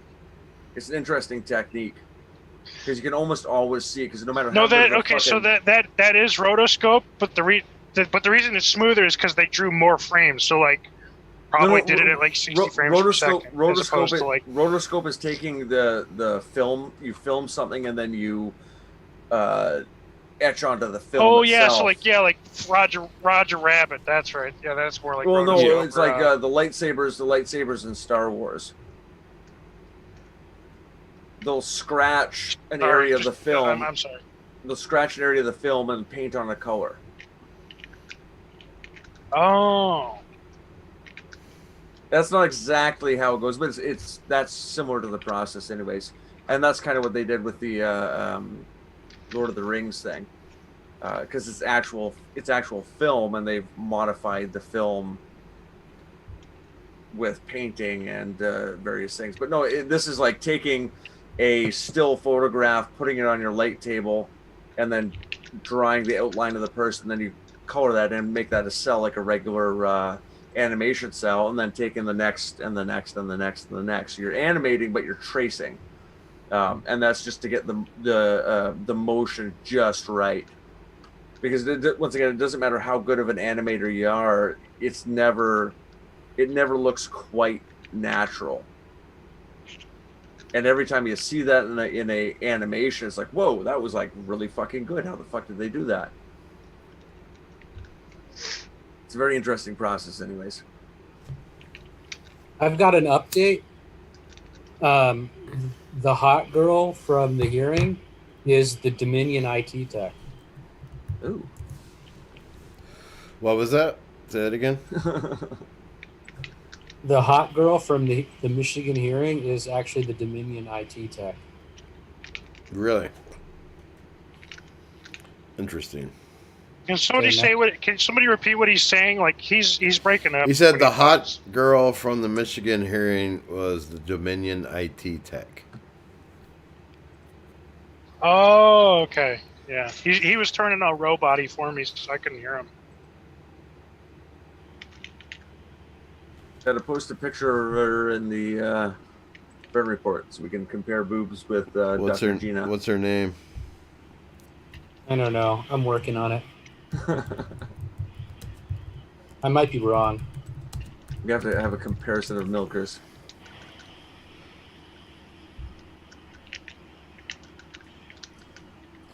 So what were we talking about? Does she have an earlier? OnlyFans? Probably. Probably. Who doesn't? So I think we were having a really interesting conversation before the show started. We were talking about how 80s punk rock brought out all of these ideas of white identitarianism that nobody had heard before, and a lot of them tried to do it ironically, and it ended up having the exact opposite effect. Especially like if people look at fucking like Antifa, who like think they're punk rock or whatever these days, and don't realize that like actually like punk rock was kind of more of a against the hippie movement and the commie fucking bullshit and that than it was anything, you know. But while also rejecting the neocon type shit too, you know. Because actually, the hippies were becoming neocons around that time, you know. And then the punk was rejecting the whole kit and caboodle. So, like, it was... The early punk movement was probably more the progenitor of our crowd than anything these days. Yeah, yeah. But you also had the political activist type punk rockers from, like, you know... Yeah, the gay version of it. The gay version of it that became like... that became like the Antifa types, you know?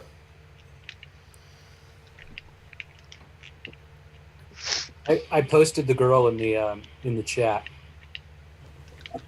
Anyway, yeah, like those songs like White Minority, Guilty of Being White. Like Guilty of Being White is actually a pretty base song. Okay, that chick, yeah, she's a looker. Like Ian McKellen used to get his ass kicked in the ghetto he grew up in Washington D.C. And so he wrote the song "Guilty of Being White" because it was basically just saying, "I'm being attacked for being white, and I didn't do anything wrong. The only thing I'm guilty of is being white." Yeah. Yep. And then you contrast that with somebody like Big Mike, who makes the song "Don't Call Me White." And he just makes it just a 2.5 minute song about shitting on white people. Yeah, while he's living in a white built society that gives him all the privileges of that. Yeah. Yeah. But go start a punk rock band in Brazil in the slums, dude. Like, yeah. It really shows the contrast between 80s punk rock and 90s punk rock. Yeah. 80s punk rock was actually pretty based for its time, and 90s punk rock is just totally blue-pilled. Yeah, it started really getting the 90s pop punk, the 90s hardcore punk was very different. I suppose so. But it still wasn't like the same kind of energy as like the 80s. No, a lot of it started getting pretty hard infiltrated by lefties too, right? Like like AFI. that was at one point considered a hardcore punk band. And Yeah. that guy's and then they pretty much insane. yeah, I remember because like everyone in that group became like lobotomized, and then by the time I was a kid, all the punk kids were wearing fucking Invader Zim shirts and shit, and they'd be calling him emo instead of punk. Well, emo was about the gayest thing ever, but yeah. Emo for chicks are guys, pretty cute, though. for guys to be emo, like Yeah. Yeah, no, that's pretty gay. I mean, like the scene. That's pretty shit, gay, yeah, to be but I mean, honest. you know, when it first happened, it was like Rites of Spring, and that was much less gay than the shit that you had in the 2000s. yeah. Yes, But I yes. completely missed that whole movement. I didn't even realize it happened. Dude, Rites of Spring is emo. great though. Check them out.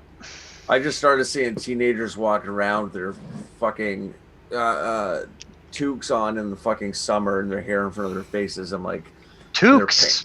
their Yeah. pants too tight. Oh, sorry. To translate to American, stocking caps, Bro, that's still not American. I called it toboggan. We call them beanies. beanies, whatever the fuck you fucking sons of bitches call them. I went to high school with a fucking guy Later, like Steve. that. Oh Jesus Christ! Now looking back, he's cringe. No wonder he got his ass kicked all the time. Well, I just couldn't understand why, it went from, when I was a teenager, people dressed like fucking retards, but the guys wanted to dress like guys and the women wanted to dress like women. Yeah. And then all of a sudden it's like, I'm in my 20s and I see a teenager walk by and it's like, I can't tell if you're a guy or a fucking girl anymore. And I still was like, fuck, dude. I'm like, now I understand what they're going on about in the fucking 60s, right? Yeah.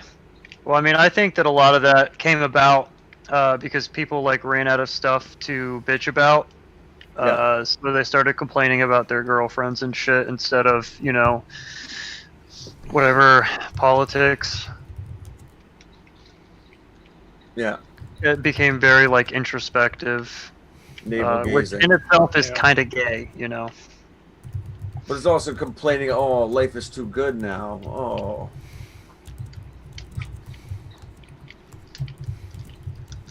I've got nothing to complain about. That makes me so sad.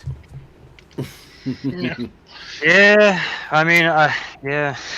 Like in the 80s, they had things to complain about. As good as my memories of the fucking 80s were, there were still fucking economic problems. There were still gas price problems that we hadn't fucking kind of become accustomed to yet. It was hard for a family to buy a house because interest rates were so fucking high. People were still worried about the Cold War. Like it was, there were real fucking problems. Factories were shutting down.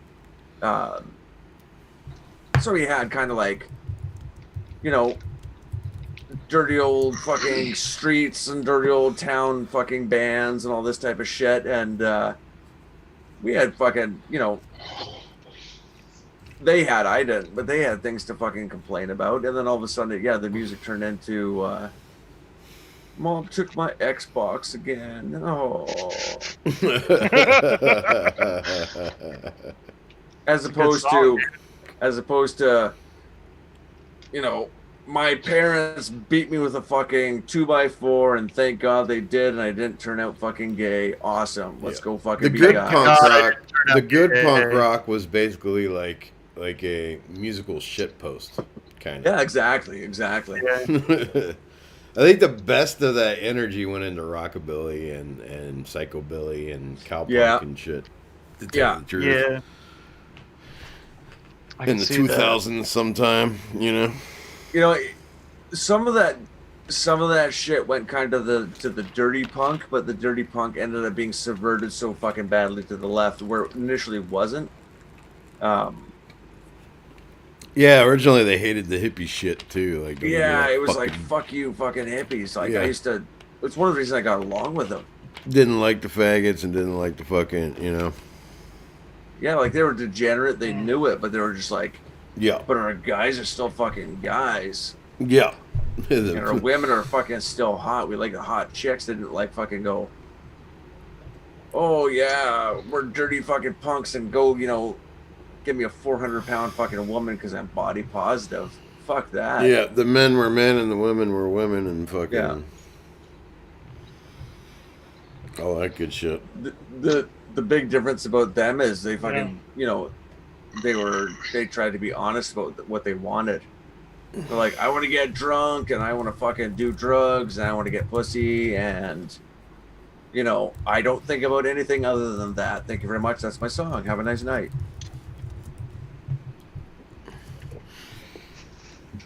Yep. Good old days. The good old days. Which is also going back to the rockabilly, the pre-psychobilly and the early psychobilly shit and the pre kind of like horror pop garbage. That was also the same thing. It's one of the things I liked as a kid growing up listening to my mom's music, the old 50s rock and roll stuff is they didn't bullshit. Right? Yep. It's like, what do you want to do tonight? Oh, I want to go out dancing and drinking and trying to get laid. Awesome. What do you do? Like exactly. Oh, I'm gonna sit in the park and holding my book of Das Kapital and try to have an intellectual conversation with some of these lefty women. Fucking what I really want is college tits. Was for you. But what I really want is tits. But I'm not going to admit that. I'm going to pretend I'm an intellectual. Like, fuck off. Yeah. Social media ruined all that, Yeah, Dude, social media ruined all that, Yeah, that's true. It's like now I can flip left, flip right, you got 10 dates, I knew a guy who used to do that type of shit, but he's still a virgin, right? And I watched him one time try to impress a girl by buying a Lauryn Hill CD. It was one of the most dude, I got so much secondhand embarrassment. I had to just leave. I was gone. I was like, all right, I'm going outside. Did he get her though? No, he's still a virgin. All right. And it's because of things. I mean, dude, he bought a Lauryn Hill CD in front of a young girl. Do you think that she was dripping wet from that? This is the man I want. Yeah. It's like, dude, you just turned her pussy into a desert. Why did you do that? Also, a lot of the best punk bands from the '80s started going into more metal in the late '80s. They had the punk thrash crossover bands like Suicidal Tendencies. Had their album Corrosion of Conformity. They started as a definite punk rock band. We're kind of cringy, actually. I think and then they was kind of like that too. Yeah, and then they went into the metal punk crossover. Those were some of their best albums, I think. And then until they kind of settled into the What's your take? What's your take on country music? Old country's good. Old country, yeah, I like old country. What do you recommend? I've outlaw heard, country. I've never been really into it. Who would you recommend? Waylon Somebody Jennings. just starting. Waylon Jennings, Johnny Cash. I like Johnny Cash. Hank Williams. Did you ever hear that Johnny Cash cover of the 90s? Hank Williams Jr. Hank Williams Jr. Yeah, of course, everyone's heard that. I'd say Toby Keith, Jamie Johnson, Conway Twitty. Yeah, he did the courtesy of the Red, White, and Blue. I love this bar. Oh yeah, I guess as good as I once was. Yeah. Actually, no, yeah. I don't. He did Whiskey for My Men, Marty Beer for My Robbins. Horses Marty Robbins with Willie Nelson. Marty Robbins is great. He also did the movie too. Beer for What My about Horses Willie with, Nelson? Willie's good. I'm kind of iffy on good him. too. I don't know. He's got some good stuff, but he's also, I don't know. He's not my favorite. It gets tiresome to listen to after a while because he wrote a lot of shit that he didn't fucking play too. He was a better songwriter than a singer, in my Listen opinion. to this movie. Do you guys remember this De Niro movie called Wag the Dog? Yeah. That was an excellent movie. Although I hate De Niro now. It was Sucks, that is kind of a fuck you from the elite to the people. Yep. I don't know if that's what it actually came from. Maybe it was just a spontaneous. Some guys wrote this and fucking produced this and made it. But if the elite of the world wanted to insult us, there couldn't have been a better way than at that time than making that fucking movie and having us watch it and pay to see it. Yeah, Real McCoy. The hell is it totally about? And agree even with him, if said like David only Allen Coe 10% of that Liar. movie's real, it's still insulting, you know? Yeah, because crazy. It's this whole like, and you're applauding it. You know, the audience is applauding how. Oh, look how look at these guys doing their. We're gonna get into war with Armenia. All right, what do we know about Armenia? You know? It was Albania, but yeah. Albania, yeah. Albania is a threat to. Like Dennis Leary, you know. Dude, that was just after the whole fucking like babies being ripped out of incubators and all this fucking bullshit from the like it was they were telling us what they did and what they're going to do, and everybody just fucking oh yeah, I'll pay $15 or $10, whatever it was at the time, to see that. Yeah, cool. Dustin Hoffman, oh yeah, he was in The Graduate. Oh, I'll pay to see him. Once you come to this side, so many things are ruined, you know? Like, I can't watch movies, I can't watch TV, like, it's crazy. The movie network was kind of like that, too, where it was kind of the media saying, fuck you to the regular people, but at the same time, it was kind of showing how it is, you know? Yeah. I mean, I think Trump, next term, he needs to, like, you know, refine, like, the NPR and just reform all that crap, you know? Well, he also needs to make laws that prevent Chinese production companies from making movies in America, and also removes China's ability to own stakes in most of America's domestic production companies as well. Yep. Because then that also blocks Israel, because Israel's way of controlling our media is through China controlling our media. No, it's not. They own all the fucking production companies. They're the biggest producers are all fucking shucklebergs. Listen. Yeah. Did you see the new Midway movie with from Roland Emmerich? It came out like last year or something like that. What's it called? It's Midway. It's the remake of the movie Midway. Okay. About the Battle of Midway. Yeah. And it's produced by Metropolis, which is one of Roland Emmerich's companies. But then when you're watching the movie first, like when it's showing all the production company logos, there were like two different Chinese owned ones. Like there was Tencent, and then there was one where it's literally like a fucking Chinese character, like Chinese language character as their fucking symbol. And then the whole movie is like Chinese propaganda about how evil the Japanese were to the Chinese people during World War II, and how they murdered 200,000 Chinese civilians. They were pretty brutal. Right, but don't you see how it would like benefit the Jays to allow things like this to happen, to further weaken white America? Yeah, China's only a thing because of them, but like. The media China wasn't a thing until the fucking, the 90s or 2000s even, But, like, the Jays Shucklebergs always controlled the media. And they started. They created the media in this country. Fucking past me. Dude, and those fuckers, what was it? They stole fucking Edison's, technology for film and fucking fled to California to avoid fucking prosecution. Yeah. Like, fuck, dude. Right from the beginning, that place was fucking degeneracy. Yep.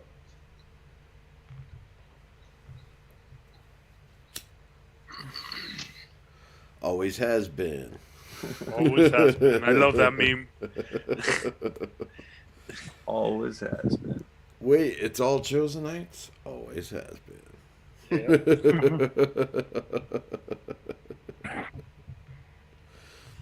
You guys ever hear this guy called Jason Burmas? I don't know the name. Yeah, he's like one of, And I was hearing a podcast of his the other day, and he was talking like how Elon Musk is not who he says he is, and like how he's really like government funded, and he's not really doing stuff to go to Mars. He's just putting up like surveillance satellites for like the NSA, and that's where he gets the money, and not selling cars. And seem interesting. Well, there is some truth to a couple of those statements. One is like they are selling cars, but they run at a fucking massive loss. and the only reason they are still in business is for government breaks. Subsidies. Yeah. Yeah. Like it's that not that comes at a price, you know. Yeah, they're not a profitable company, which is crazy because he's like, oh yeah. Yeah, well, I mean, like when the cheapest version of your car is $40,000+, you know, you can't really sell a whole lot of them. No, but dude, when you you find out, reevaluate your whole fucking business model. When you find out that it's costing them, if they're selling a car for $40,000, you find out that it's actually costing them $42,000 to make. It makes even fucking less sense. Yeah. Right? Like it's yeah. Because they get all kinds of subsidies because they're producing electric cars. Yeah.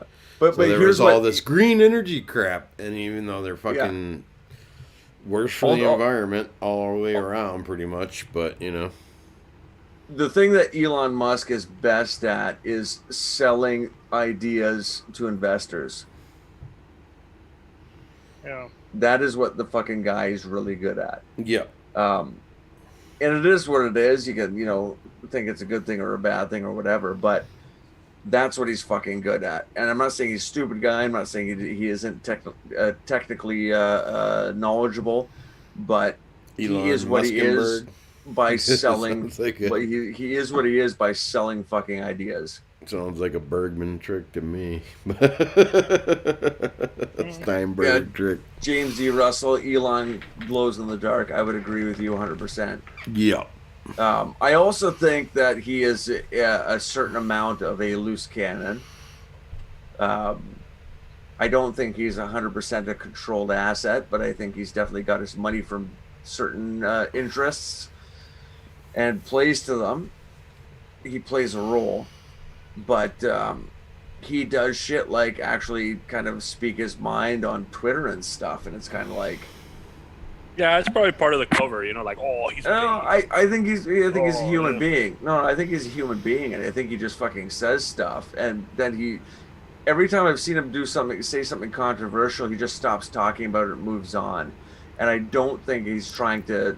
And I could be wrong. I think it's kind of part of his shtick because he's like, oh yeah, look, I'm not like fucking the other big rich guys like Bill Gates and shit. But he could do that in different ways. Than like he posted, I got tested 4 times for COVID, and 2 said yes and 2 said no.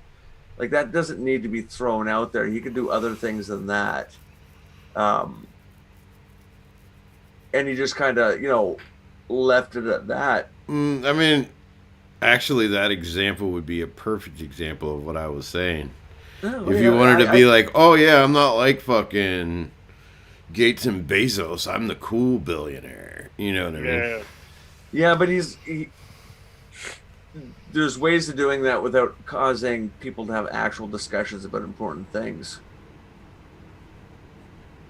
And bringing attention to something. I mean, I agree with you that would be a perfect way of doing it. So maybe I'm 100% wrong here, but generally they do it in ways that doesn't actually spur conversation. Yeah, I don't know. I'm kind of on the fence on that guy. Like, I don't think we're going to Mars. Like personally, I think it's just for yourself. Bro, it only looks fake because it's real. Yeah. How fake it looks, that's how you know it's real. Yeah. I don't know. And I've been to NASA, like, down here where I live. And it's like, met an astronaut and, did like a meal. I took my kid, and it was like, they even have it on display. Oh, we don't have, we discovered again the technology to go back to the moon. It's like, what the hell happened to it, Like, what do you mean lost? Lost the technology, who fucking died. And then the Jews took over NASA. Yeah. No moon trips for you anymore, Goy. Yeah. We need that money for our defense. You're gonna stay grounded on Earth, Goy. Yeah. Yeah. That money's going to Israel, Goyim. So, I don't know what made me look this up, but this is pretty interesting. And it says a lot, really.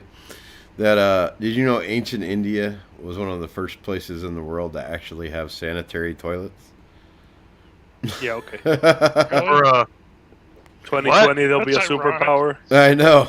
That's what's hilarious. Like they were one of the first people Remember to when they have were doing? toilets. Remember when they were doing the countdown, like countdown 2020 will be a superpower. Yeah.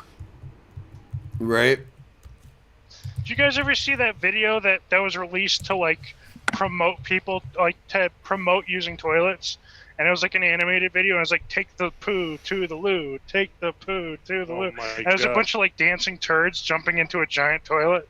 It was fucking hilarious. That's funny. Well, because the Indian culture was founded by Aryans, which they'll be the first ones to tell you. And then it's kind of funny because Indians say it. And was Kangs. And what did I miss? But if white people say it, it's racist, and then like they look into it, it's actually fucking blatantly true. Yeah.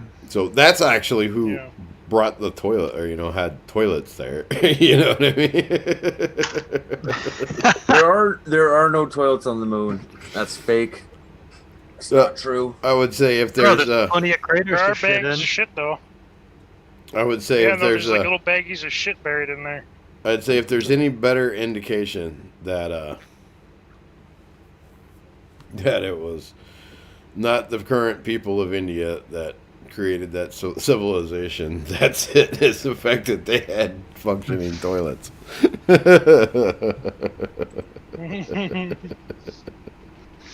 I've seen stories about like India getting like a lot of toilets, and the people like trying to having to get used to actually using them.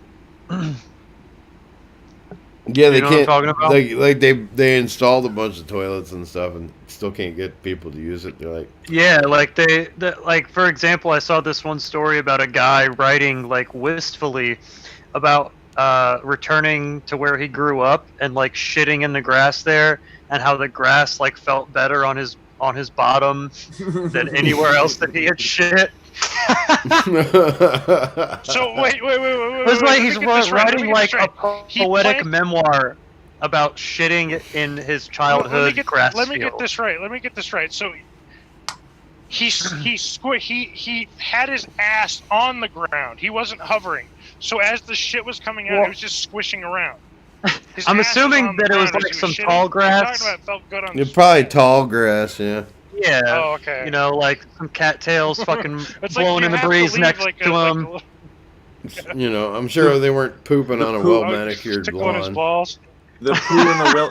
Hey, we just hit 400. Hey, joggers donated a diamond. Yeah, HH. So you fags just hit 400. Congrats. So hell yeah. Fuck yeah. Based, extremely based. He wrote a beautiful poem titled "Pee Pee Poo Poo in the Willows." The willows were weeping because he couldn't stop shitting on them. Oh, here we go with the pee pee poo poo shit again. Hey, what you got against pee pee poo poo, bro? Says the guy who was talking about his fucking scratchy ass and fucking hemorrhoids multiple times. Yeah, you did bring up Hemis, dude. Well, you got any that wasn't fishies? like Steve asking if my. Actually, that was Steve Mazzy was that talking brought up. about sniffing my seat, man. Actually, that was Mazzy that brought up hemorrhoids, to be precise. Oh fuck yeah! He's Danish, isn't he? Yeah. Fucking explains that. Fucking. I blame the brokini. Yeah. He became a degenerate once he started with the brokini. It changes you. Hey, did you guys see that last video from Panther Den? No. No. Yeah, it was really good. He does some good edits. It's like Alex Jones. A lot of those guys had me blocked. Yeah, I think they have me blocked too because. Yeah, I think they curate lists, to be honest, because there's people I've never interacted with or don't honestly really know who they are. I'm just like, oh, what the fuck? But I mean, no big loss, to be honest. Yeah. The whole Nick crowd keeps me blocked, I think. Yeah. Oh, I wanted to make an announcement tonight. Oh. I officially, as of today, got my first load that is going over 2,000 miles from California to Tennessee. It's very brave of you to come out and tell us like this. He's a young man, and they just dropped. They just I dropped. should have He said got his trailer. load. Shit. Bro, he got his first load today. God damn it! I forgot. Was it a big one? You guys don't know truck Clip it, clip it. fuck. Yeah, dude. I've been taking zinc. I've been taking those zinc supplements, man. And it's Oh, was just, it was it one of those Gaylord loads I keep hearing about? The tall Gaylords? Yeah, I heard about dude, boxes of fucking them. ropes, dude. It was great. Boxes of Gaylords. I don't know if I heard about tall or short ones, but Did you have a Gaylord whole pile of Gaylords packed into your back end? just a standard truck party. Not this time. There we go. Not this time. Good luck. Maybe No, next but time, no, seriously, I I'm got my pulling for first trailer going over 2,000 miles. It's gonna be great. Hope I don't Nice. run into any Great. fucking snow though. That's gonna suck. Bro, snow is great. Just throw some chains on those tires, now, bro. now if you have to put fucking, do you know how much those chains weigh? They're like 100 pounds a piece. Cool, dude. It'd be a nice workout. Yeah. Ropes, chains. Yeah, for someone to. What are your gonna tires suck. black or something? You have them black tires. The trucking guys tend to stay in this area over here. You know that joke, the difference between a Jogger American and a tire? You know this one? Say No. it No, again? I don't. What is it? A tire doesn't start singing when you put chains on it. Oh, yeah. Classic kid. No. Shoot, boy, Oh, I ain't no. racist. I got 4 black Yeah. tires and a color TV. Mammy gonna carry me home. You guys ever hear It's a terrible that joke. I disavow it completely. one? The one I said or the one you said? When I said, What did you say, Johnny? Oh, did you? I said, shoot, boy, I ain't racist. I got 4 black tires and a color TV. "Oh yeah, okay." Wah, wah. No, I disavow that one too, but for different reasons. What do you guys think of Trump saying he's not going to sign the defense bill unless they cancel 230? Yeah, we haven't talked about that yet, have we? Nope. You'll have to red pill We me on talked about that. it a I little bit didn't. yesterday. Oh Yeah, yeah, Trump that's came right. out That's and right. said, That's "Hey, right. I was I'm at not work all signing. night yesterday. I veto- didn't hear. Yeah, I said I'll veto the defense bill if Yeah. Section 230 is not abolished in it." We brushed on that yesterday. We didn't really get into that thing too much, did we? We talked about it a bit, but To be honest, I can't like picture it actually happening, but that would be pretty crazy. do you think if that gets shit canned, do you think that there's going to be actual recourse against the big internet media? Oh, you'll have regular accounts being able to bring lawsuits on why they were canceled. No, I mean that's Yeah, but you think it's going to happen? Is what I'm getting at.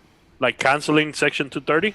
No, well, no. If it happens, do you think these lawsuits are going to start coming and think anything is going to actually People want to make effectively money. happen? You don't think that these It billion-dollar would, have companies will settle? it would have to be a class action lawsuit because there's absolutely no way that like individuals like me or you would be able to get anything done. You know what I mean? That's what Yeah. I'm saying. Yeah, it had to be But, yeah, class a action. big But class I gotta action say one. that Yeah. like repealing 230 not only doesn't solve the problem, but could possibly make it worse. Yeah, What they need to they'll do- censor more. They'll be like, "Hey, we don't want to Yeah, get yeah. sued." Right, because it allows them to censor even more. What would make more sense would be either an internet bill of rights, or Yeah. very strictly defining what the difference between a publisher and a platform. Yeah. Either one of those would work good. Yeah, they'll have to bring something up. But as you saw today with the whole, Mike Lee thing, they're bought by Google. Like, they're Yeah. not gonna. Does that open up the door to possible effective legislation, though? It could, and it might bring competition too. I don't know. and that might, I mean, yeah, it could bring up it could open the door for legislation against them because obviously it's a problem. I don't think repealing 230 isn't the way to fix it. There needs to be more added to 230 to fix it rather than less. But isn't that a first step of going, okay, we've tossed this legislation out, now we need something to replace it? Or am I just thinking Canadian politics? I mean, that's possible too. Because that's the kind of way nothing gets done. Nothing has ever gotten done in this fucking country until a big law has been tossed out, and it usually goes badly in the long run for us when that happens. But when a big thing gets overturned and eliminated, then all of a sudden you go, okay, we actually have to think about how this works now and what are the problems now, right? Where if you're saddled with it, they're going, oh, we already have a law. What are you talking about? Yeah. I mean, what would that mean for other countries, though? People like from Canada or South Africa using, these platforms. You know what I mean?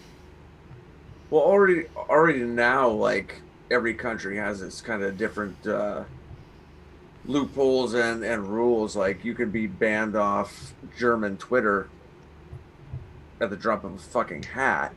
Yeah. And then the police come to your door and fucking take you away, right? Like it's... Yeah, that's one thing we gotta worry about is like them trying to put in hate speech. Well, yeah. You already saw a senator. You didn't... Who was the senator that came out right now and said like racism was Oh, it's a public guy emergency. From Louisville governor, the Jew Fisher. And the way things stand right now, they would put in... They would cut to having like hate speech put in order to get other shit. You know what I mean? Yeah. Which would be... Well, it's just to pump money into it because this whole new racism thing is just to pump money. Right. Well, and the term hate speech is like assault weapon. You know what I mean? Like, yeah. What does that mean? You know what I mean? They don't define it. Exactly. Well, the State Department, you go to like whatever state.gov or whatever, and they very clearly define what anti-Semitism is. So, and they keep at it. And if you read what the definition of anti-Semitism is, you're like, holy shit! Like if you it's everything. Talk bad about George Soros, that's anti-Semitism. If you say that the Holocaust was exaggerated, like you claim only 4 million people died or whatever, that counts, and that could be legislated. I mean, it's already a thing on college campuses, right? Yeah. Yeah, or so, like government construction contracts. They're clearly working towards it. They've been seeding this shit for a long time. And they would put in shit like if you point out fucking crime statistics, that's hate speech. You know what I mean? If they could even force it to like, if you're pro-white at all, that's hate speech, and this is not beyond the bounds of reality here because they've been trying to shove this down our throats. And I mean, I would think that's the goal, and that's why they've seeded it, and that's why they've got these people coming out and saying racism is a health crisis, and the FBI comes out year after year saying that people like us are the biggest threat to national security. They've already the pharaohs weren't black. That's hate speech. You know what I mean? Yeah. Mozart was white. It's hate speech. You know what I mean? 2 + 2 is 4 is hate speech. But math is racist. And they could even push it so far as like saying white people have culture as hate speech. Yeah. You know what I mean? It's a certain group of people always pushing this shit. Well, they'd have to take our guns away first. I mean that.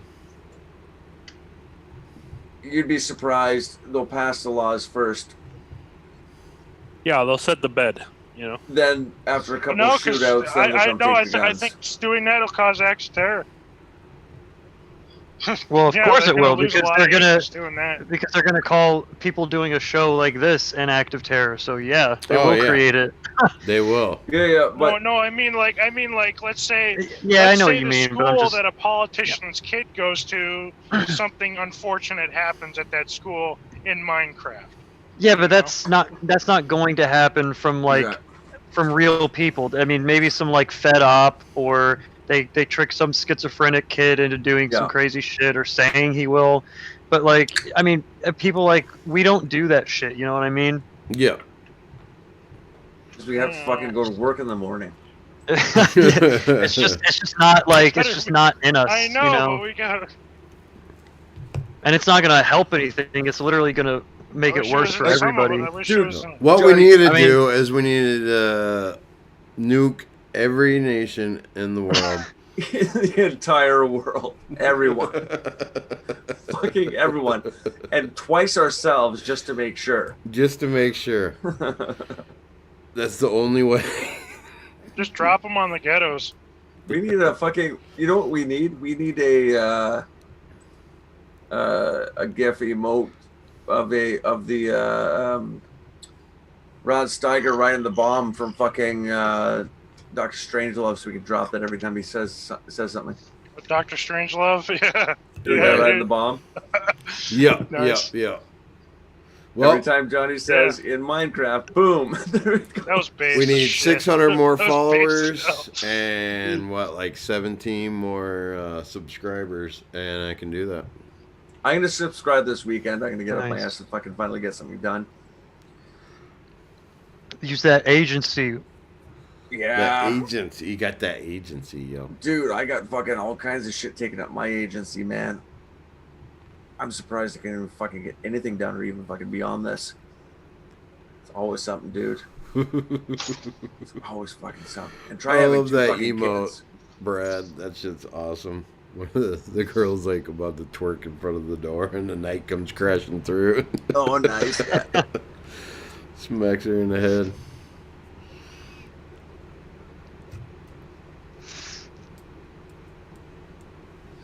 But yeah, I'm totally expecting them to try and legislate, hate speech or anti-Semitism. I think Pompeo just came out with a whole thing about it, right? Yeah. About what? The hate speech legislation? Yeah, well, I think specifically about anti-Semitism or, like, he came out, anti-Zionism is anti-Semitism, made a whole big fucking thing about it. Yeah, it's really gay, and I'm expecting more of that. Pointing out Israeli war crimes as anti-Semitism. Yes, literally, saying that Palestinians are human beings. Right. Well, that's debatable. Whoa. But What's this? let's not go too far.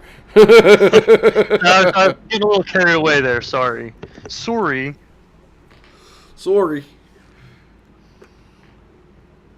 Yeah, you got the fucking low, smooth voice. Slow and low. Yeah. I got this. All right, ladies. Hey, which one of you got that Swing cozy ass low, voice? sweet chariot. I got the slow and low.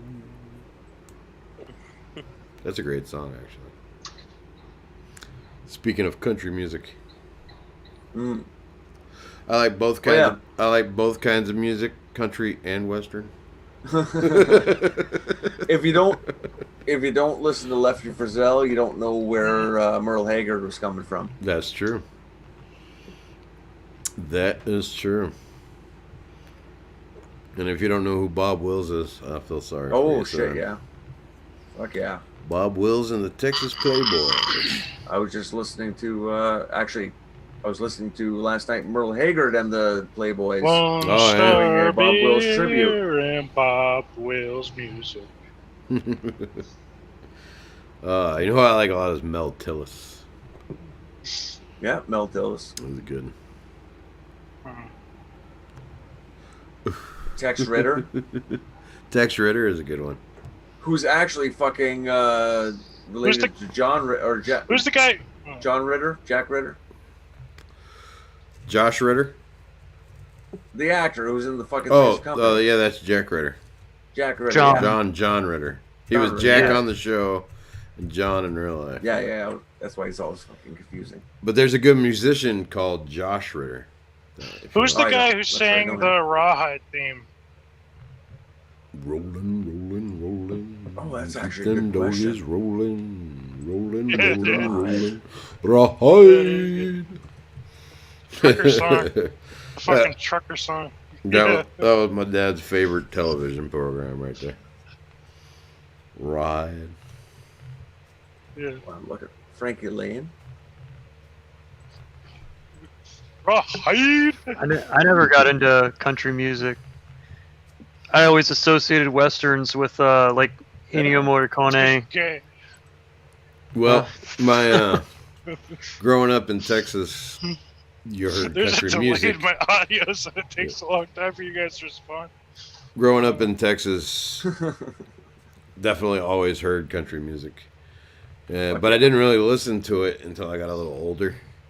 And then at first it was kind of a nostalgia thing, plus like the psychobilly cowpunk kind of brought me into it too, and then started getting really into David Allan Coe, and then. See, I didn't realize I liked country music because I didn't view it as country music. I viewed whatever was on fucking Alan Jackson? Yeah, Alan Jackson, and then Billy Ray Cyrus came out, and I was like, that's fucking garbage. And I heard a lot of the 70s country that I didn't like. Break my heart. And it wasn't until I kind of like a lot of the 70s country now. I didn't at first. It kind of grew on me. There's some of it I like, and a lot of it is just fucking kind of poppy garbage. I kind of like the cheesy shit too. Yeah. But like the first time I saw Dwight Yoakam, I was like, "Fuck yeah, this guy's awesome! He's playing old fucking rock and roll." Yeah, Dwight Yoakam's awesome. Somebody had to tell me that he wasn't rock and roll; he was country. I was like, "No, that's actually country, dude. Like, go listen to the old stuff." I'm like, "Yeah, the old fucking rock and roll." I'm like, "No, you're not listening to rock and roll, you dumb fuck. You're listening to country." Well, my mom told me like.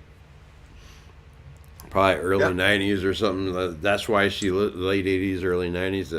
That's why she listened to country music then, because it was more like the rock and roll that she grew up with.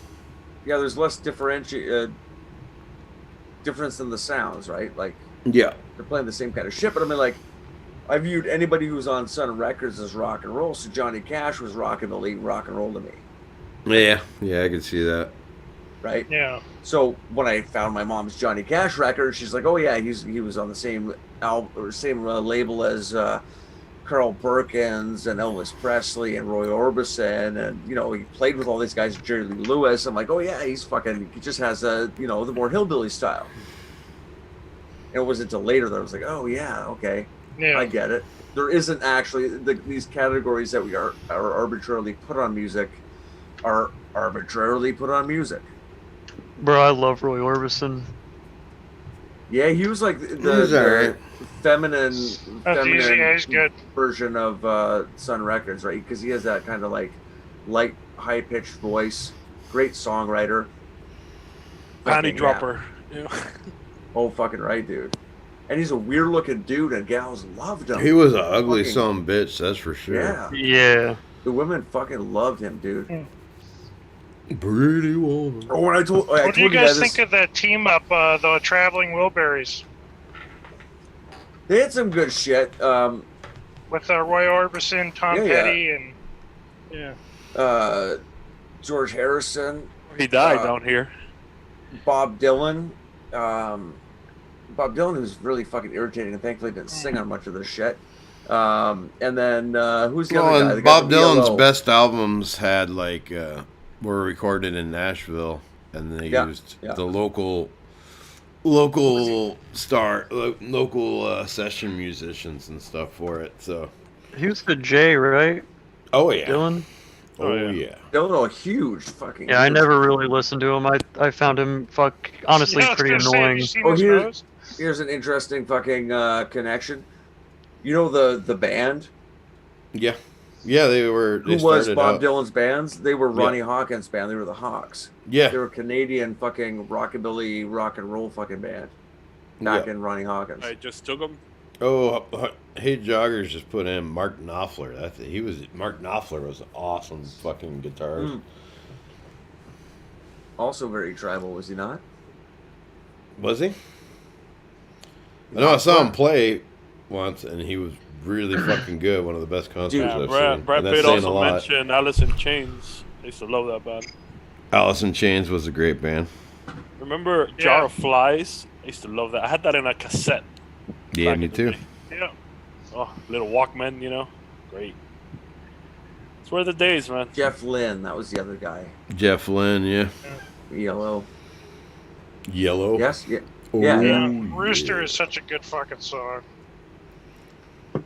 Yeah, they were always on the radio, and I never minded them, but I never got into them. I never got into Alice in Chains. Not yet. Yeah, they were always like a big radio band. It's weird to think that when Rooster came out, fucking Chevy was still releasing the fucking Suburban with its old school fucking body design. Oh, Women still wore shoulder pads. Like it was still very much the fucking 80s, even though it was like 1990 or 1991. It was still like the 80s when this new fucking music came out. So dude, the 80s. Well, I think like Alice in Chains, because they were almost retroactively considered grunge, because like they actually came out before like Nirvana and stuff, so they were like, but since they were from Seattle, they were kind of like the grunge label got retroactively applied to them. They were like the first heroin rock band. Yeah. Yeah. Well, of the 90s, yeah. Yeah, of that particular type of like down-tuned, like Mouthful of Marbles, Yeah. I was a big fan of that type of shit when I was a kid. See, my favorite grunge band was probably Soundgarden. Yeah, and which didn't sound like the other grunge bands. So. Black Hole Sun. Yeah. Yeah. No, because bands like Soundgarden and fucking... I was like a metalhead around that time. So bands like Soundgarden and Alice in Chains, they were first on Headbangers Ball is how I got to know them. Then all of a sudden, they were all over the radio, and you're like, what the fuck?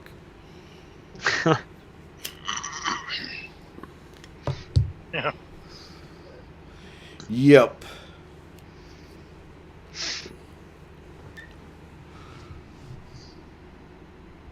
What else we got to talk about, lads? Any breaking news happening? I've run across a few clips of Biden saying some gay shit, but I mean, other than that, no. Oh, this looks interesting. Russia deploys missiles to islands claimed by Japan after tense U.S. Navy standoff. Last week there was a somewhat underreported. It's the first I'm hearing about it, so yeah. But major incident in the Sea of Japan wherein the Russian Navy formally charged a U.S. destroyer with violating the sovereign waters of the Russian Federation. The incident involved a Russian warship chasing the destroyer off while threatening to ram the vessel. But the U.S. denied that its USS John McCain, oh lovely, violated Russian waters, noting that it doesn't recognize the Kremlin's expansionist interpretation of waters in and near Peter the Great Bay, where the encounter happened. What is with these fucking names? USS John McCain. And it's called the Peter the Great Bay. It's a stealth destroyer, too. Yeah, and it's called the Peter the Great Bay. Like... I think they have authority over it. Yeah, I think there might be some Russian history there. But sounds like we need a USS Tumor to take care of that. Right. We warn the U.S. not to repeat the violation. We reserve the right to respond in the future, a Russian Foreign Ministry statement vowed last Friday. Kremlin's latest dramatic announcement of a new missile deployment to the region appears related and by design meant to further the threat against the United States. All right, I don't agree with that interpretation because I don't see that as being a threat against the United States. I see it as being a defensive posture. But, not that I'm a Russian apologist or anything, but... The Russian military on Tuesday announced... the country has a right to fucking defend its territory. Right. The Russian military on Tuesday announced the deployment. I'm gonna disconnect and reconnect so I'm not interrupting you. All right. The Russian military on Tuesday announced the deployment of state-of-the-art defense missiles to the Pacific Islands claimed by Japan. The Associated Press reports. Russia's Eastern Military District said in a statement that blah, blah, blah.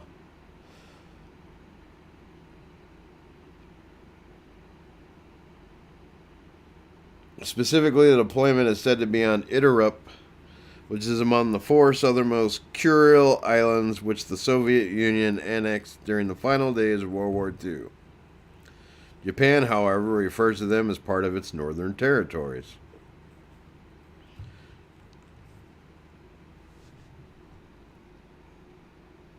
So if that's Japan's northern territories, what the fuck does that have to do with an American ship? Because Japan's our ally, and, you know, yeah, we got to back up Japan, right? Wasn't Japan's new prime minister got like... the new prime minister said it became like blue pill, like, oh, we need immigrants to help the population and this and that. All right, I'm gonna pull this up so that you guys can see the map, because I can see where the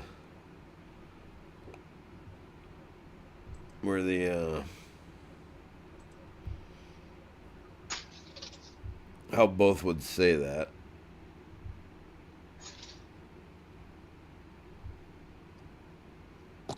Oh, damn it. Try this again.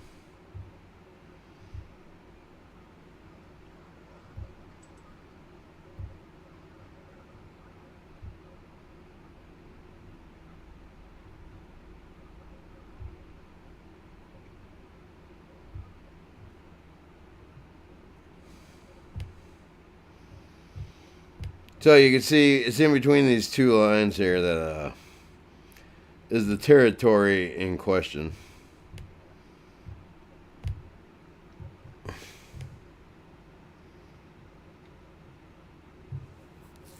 So, apparently in 1855, Japan claimed that they were about split. And then after World War II, Russia has claimed that whole chain of islands. Were you talking about the Kurils? Sorry, I just came in. Yep, the Kurils. Yeah. That would be the place in question.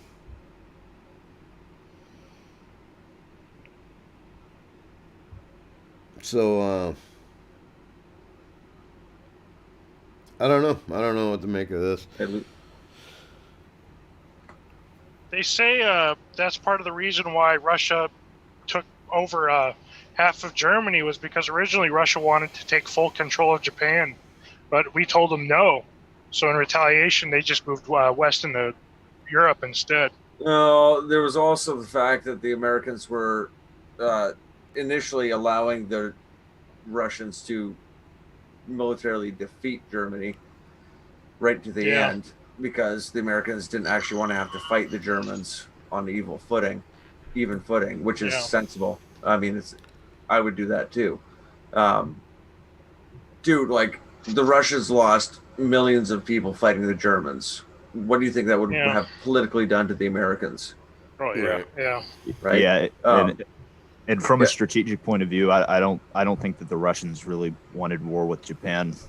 I think they wanted, like, Japan didn't really want war with Russia, but Russia really didn't want war with Japan.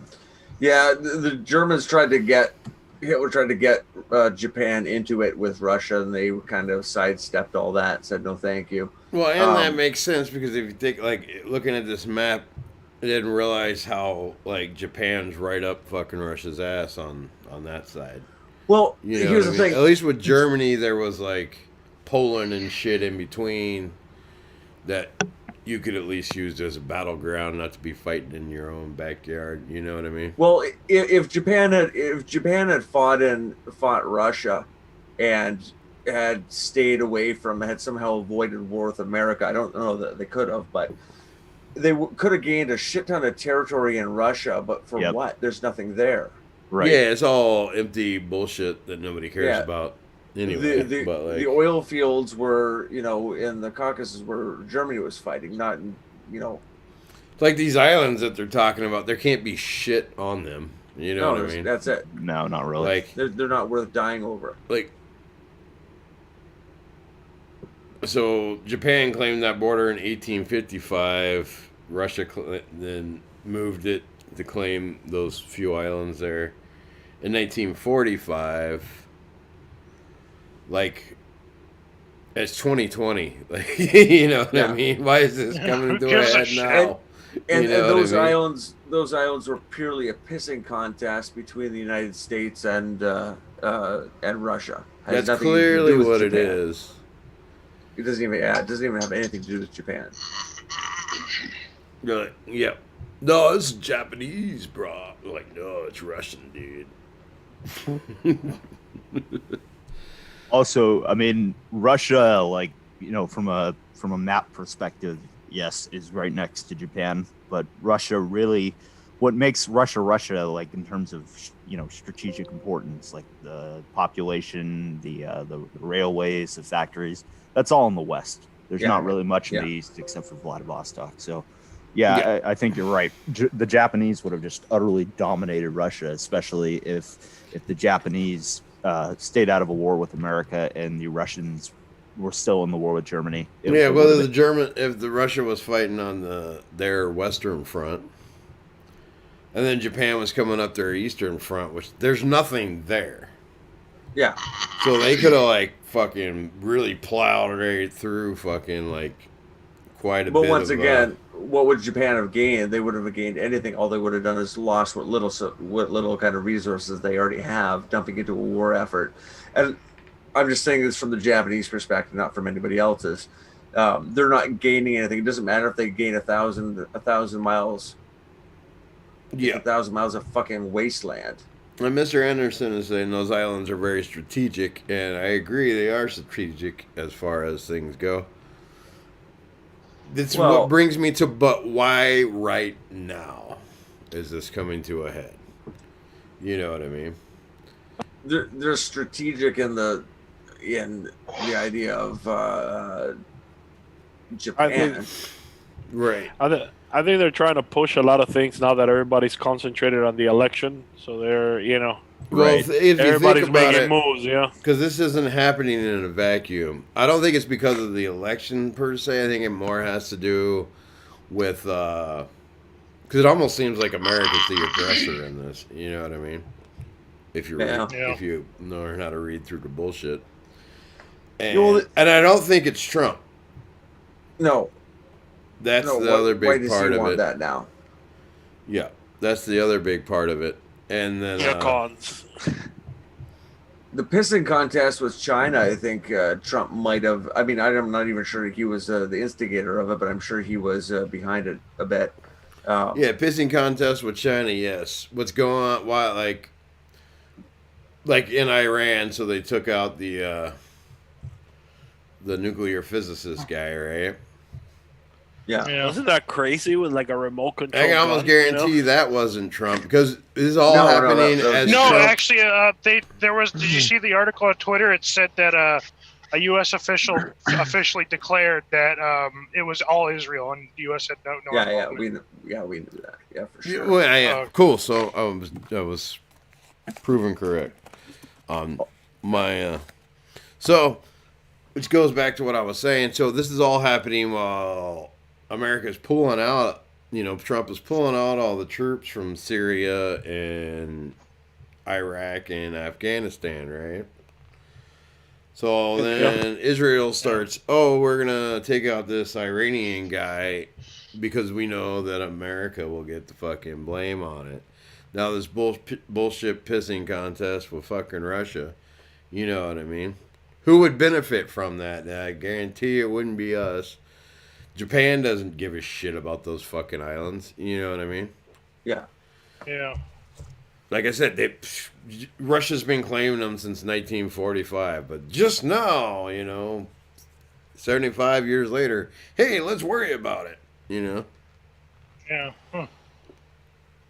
Not to, kind of gum up the works here because I did miss it. But is the dispute here? Is the reason we're talking about this because the Russians deployed the S-300? Yes.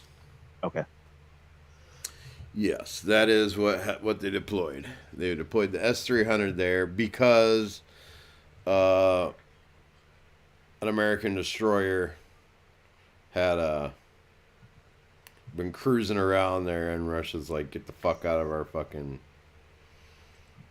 Get the fuck away from our island, basically. Right. And America was like, no, this is fucking Japanese island. It's also somewhat worth mentioning that the islands have strategic importance for the Russians. Not so much against the Americans. I mean, frankly, I kind of think that war with Russia is really just off the table for much of the I fucking hope so, dude. It's China. It would not only be good for nobody. Right. I think it's actually more to do with the Russians trying to posture against China. Yeah, that makes sense. Because the Russians have fought a war between China far more often than they've fought a war between us. Like the last time we fought a war with Russia was during the Bolshevik Revolution. We sent a small little expeditionary force to Archangel. Yep. But yeah. Yeah, I can see that them wanting to get in that game. And once again, like the Americans, you guys have had a couple of international incidents over the past couple of years in the China Sea and around Taiwan and Hong Kong. And this, it could easily just be Russia going, yeah, we're over here too. And the Americans saying, no, this is our fucking stomping grounds right now. Right. I think the biggest fuck you A while ago with is China. actually allying with the Russians, in some kind of way. Because if we could, we take over the world. Military, Oh yeah. the Chinese would shit themselves. What? The world would. Insane. Yeah. Yeah. Imagine the United States dropping NATO and fucking making an alliance with Russia. Holy fuck. I'm not saying that's possible or even gonna fucking remotely possible. That'd be fucking amazing. No, regardless of what anybody thinks about Russia.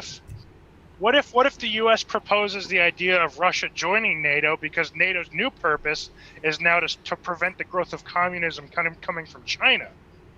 Oof. So because Russia's no longer a communist country, technically the whole point of NATO no longer exists. So they bring Russia into NATO, and NATO's new purpose is now to protect Europe from China. That would effectively do the same thing because it would force the cancellation of NATO. It would force the dumping of NATO because they couldn't. Okay, a lot of NATO members make a lot of deals with Russia economically. Yeah.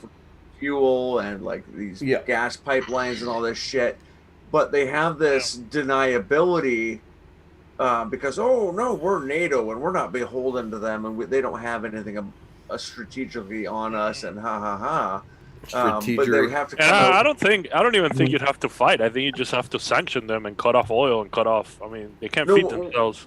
What I'm saying is they would be forced to dump NATO. And it would be a Russian-American alliance that they would eventually have to come back into, but I think it would cause a political scandal and a dumping of NATO. I could be wrong. It's just a Russian-American alliance would fucking dominate the entire world with nobody having a chance of doing anything else ever. Like, you know what I mean? China. Yeah, what if they're like, the United States and Russia are going to protect Western civilization. I don't know much about Russian-Chinese relations right now. It's never been good. They both have an ultimate goal of destroying one another. Yeah, they both have this book that they teach in their schools, and the Russians. It's Russia's eventual goal is to take over America through subversion, and then eventually take over China through subversion. China has the book where they talk about doing the exact same thing, just the opposite. Yeah, that doesn't surprise me. Did you see that Chinese guy on Twitter that he was laughing? He's like, "Oh, they're still wearing masks in America." Ha ha ha! You know, what a fuck. No, that shit came out. Look at these jagoffs, idiot. you know. Like economically, Russia and China are, and now things have changed like drastically over the past couple of years. But I mean, like they were part of BRIC together, right? As kind of promoting an alternative to the American hegemony over fucking. Yeah, whatever happened with that? Did it just kind of fall apart? No, I don't. I just think it became irrelevant because the war was on the ground in America now. Because, like, you used to hear a lot about BRICS, and then now you don't hear anything about it. Yeah, but I mean, what was it? It was just a way of creating a get around to the American dollar. Nothing else. Yeah, well, let's get her. Yeah, because what I think it was a way to just buy and sell oil to control oil prices that couldn't be tied to the Americans.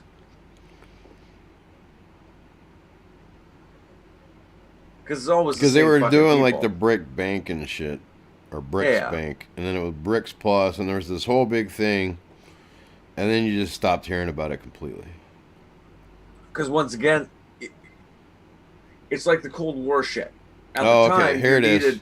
Growth in the BRICS economy slowed down after the global financial crisis and the oil price collapse that began in 2014. By 2015, the BRICS acronym no longer looked like an attractive investment venue, and funds aimed at these economies either shut down or merged with other investment vehicles.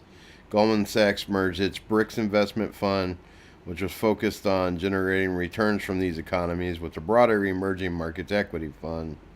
The fund had lost 88% of its assets from a 2010 peak. In an SEC filing, Goldman Sachs stated it did not expect significant asset growth in the foreseeable future in the BRICS fund. Per a Bloomberg report, the fund had lost 21% in 5 years. Yeah, because it turns out and they even added South Africa, which made it even fucking worse, obviously. Yeah. You know. But that's not what it was ever about. Yeah.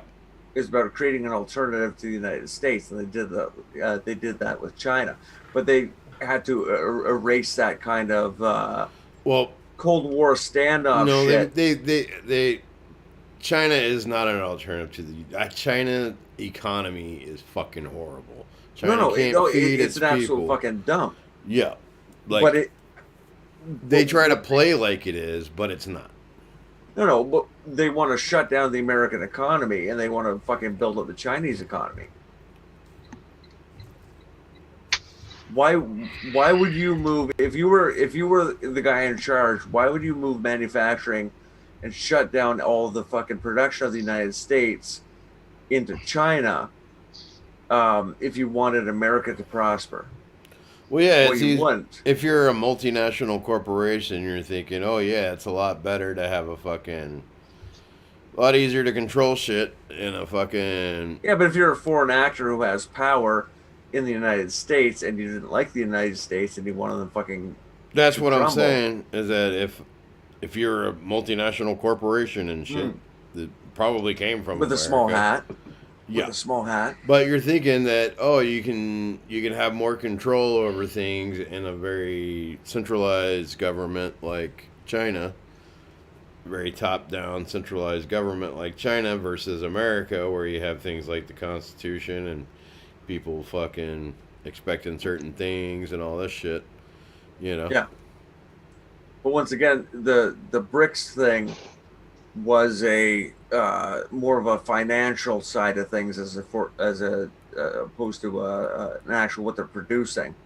Well, they were forming the BRICS Bank and shit, and Goldman Sachs was largely behind it. And then whatever in 2015, Goldman Sachs was like, okay, fuck this. You know. Yeah, but I mean, if once again, Goldman Sachs is a part of the system, but it's a part of the system that skims. It skims a bit of the cream off, right? Like it's not anything else. Yeah, it doesn't produce anything. It doesn't do anything.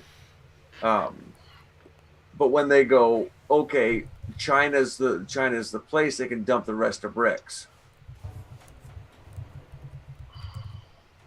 And remember, like, yeah, they're all beholden to fucking Israel, but I mean, the guy vying to be fucking president of the United States is fucking owned by Chinese fucking interests. Yeah. Well, and I think that played a big role in it because 2050, if they got rid of it in 2015, you know. Yeah, but they have China. They don't need Russia. Russia's a fucking problem now. Right. And right? Brazil, when did Bolsonaro take over Brazil? Well, it was like 2017, wasn't it? Yeah, but I mean, like, what is Brazil really? Yeah. And are India and China going to work together? Fuck no, they're not going to work together. No. You know what I mean? Yeah, they can fucking be dumped. And actually, if you're looking at it like Brazil, Russia, India, China, they're all going to be at each other's throats. You know what I mean? The whole time vying for control over that. Because with China out of the picture, if you were looking at the interests of the individual nations, not a international fucking conglomerate trying to fucking run things, you still kind of have a potential. It's like, why was Germany in the 1930s so interested in trading with Brazil? Well, because Brazil has like some of the most resources in the world. No, it's not even that. It's not even that. America had more resources. You know, well, yeah. But he was also interested in trading with America too. So well, Brazil was willing to barter. Yeah. Boom. Cut out. Matter of fact, they were trading with America all through World War II. Oh no, absolutely. but Brazil was willing to barter without fucking using the international banking system. Yeah. Right. So, if the individual states of and anybody else who wanted to join, to be honest, but Russia, India, and Brazil wanted to maintain something, they could do it because it's not necessarily, it could be used as a political fucking sledgehammer, but it's more important as a backup and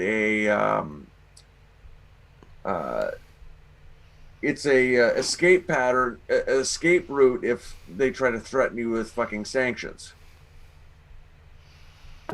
Yeah, I can see that. I mean, yeah, that's what they were trying to do, was come up with a competitor for the Federal Reserve System. Yeah, you know, the American dominated system. Well, gentlemen, I'll be right back. I gotta go take a dump. So hold on. Yeah. They have these OPEC fucking things, and Saudi Arabia goes, we're gonna dump fucking 400 million barrels of oil on the market and crash it because they wanted to hurt the North American fucking oil production industry. And fucking Russia goes, yeah, well, we're just gonna cut off our fucking production. Yeah. Well, and that's what, that's what the whole big, when gas prices crashed at the beginning of the coup thing, that was because, it was basically Russia and OPEC getting into a... Yeah, pissing contest. Yeah, a pissing contest. And who's OPEC? Who's, what country does Saudi Arabia seem to always work towards the benefit of? It's not Saudi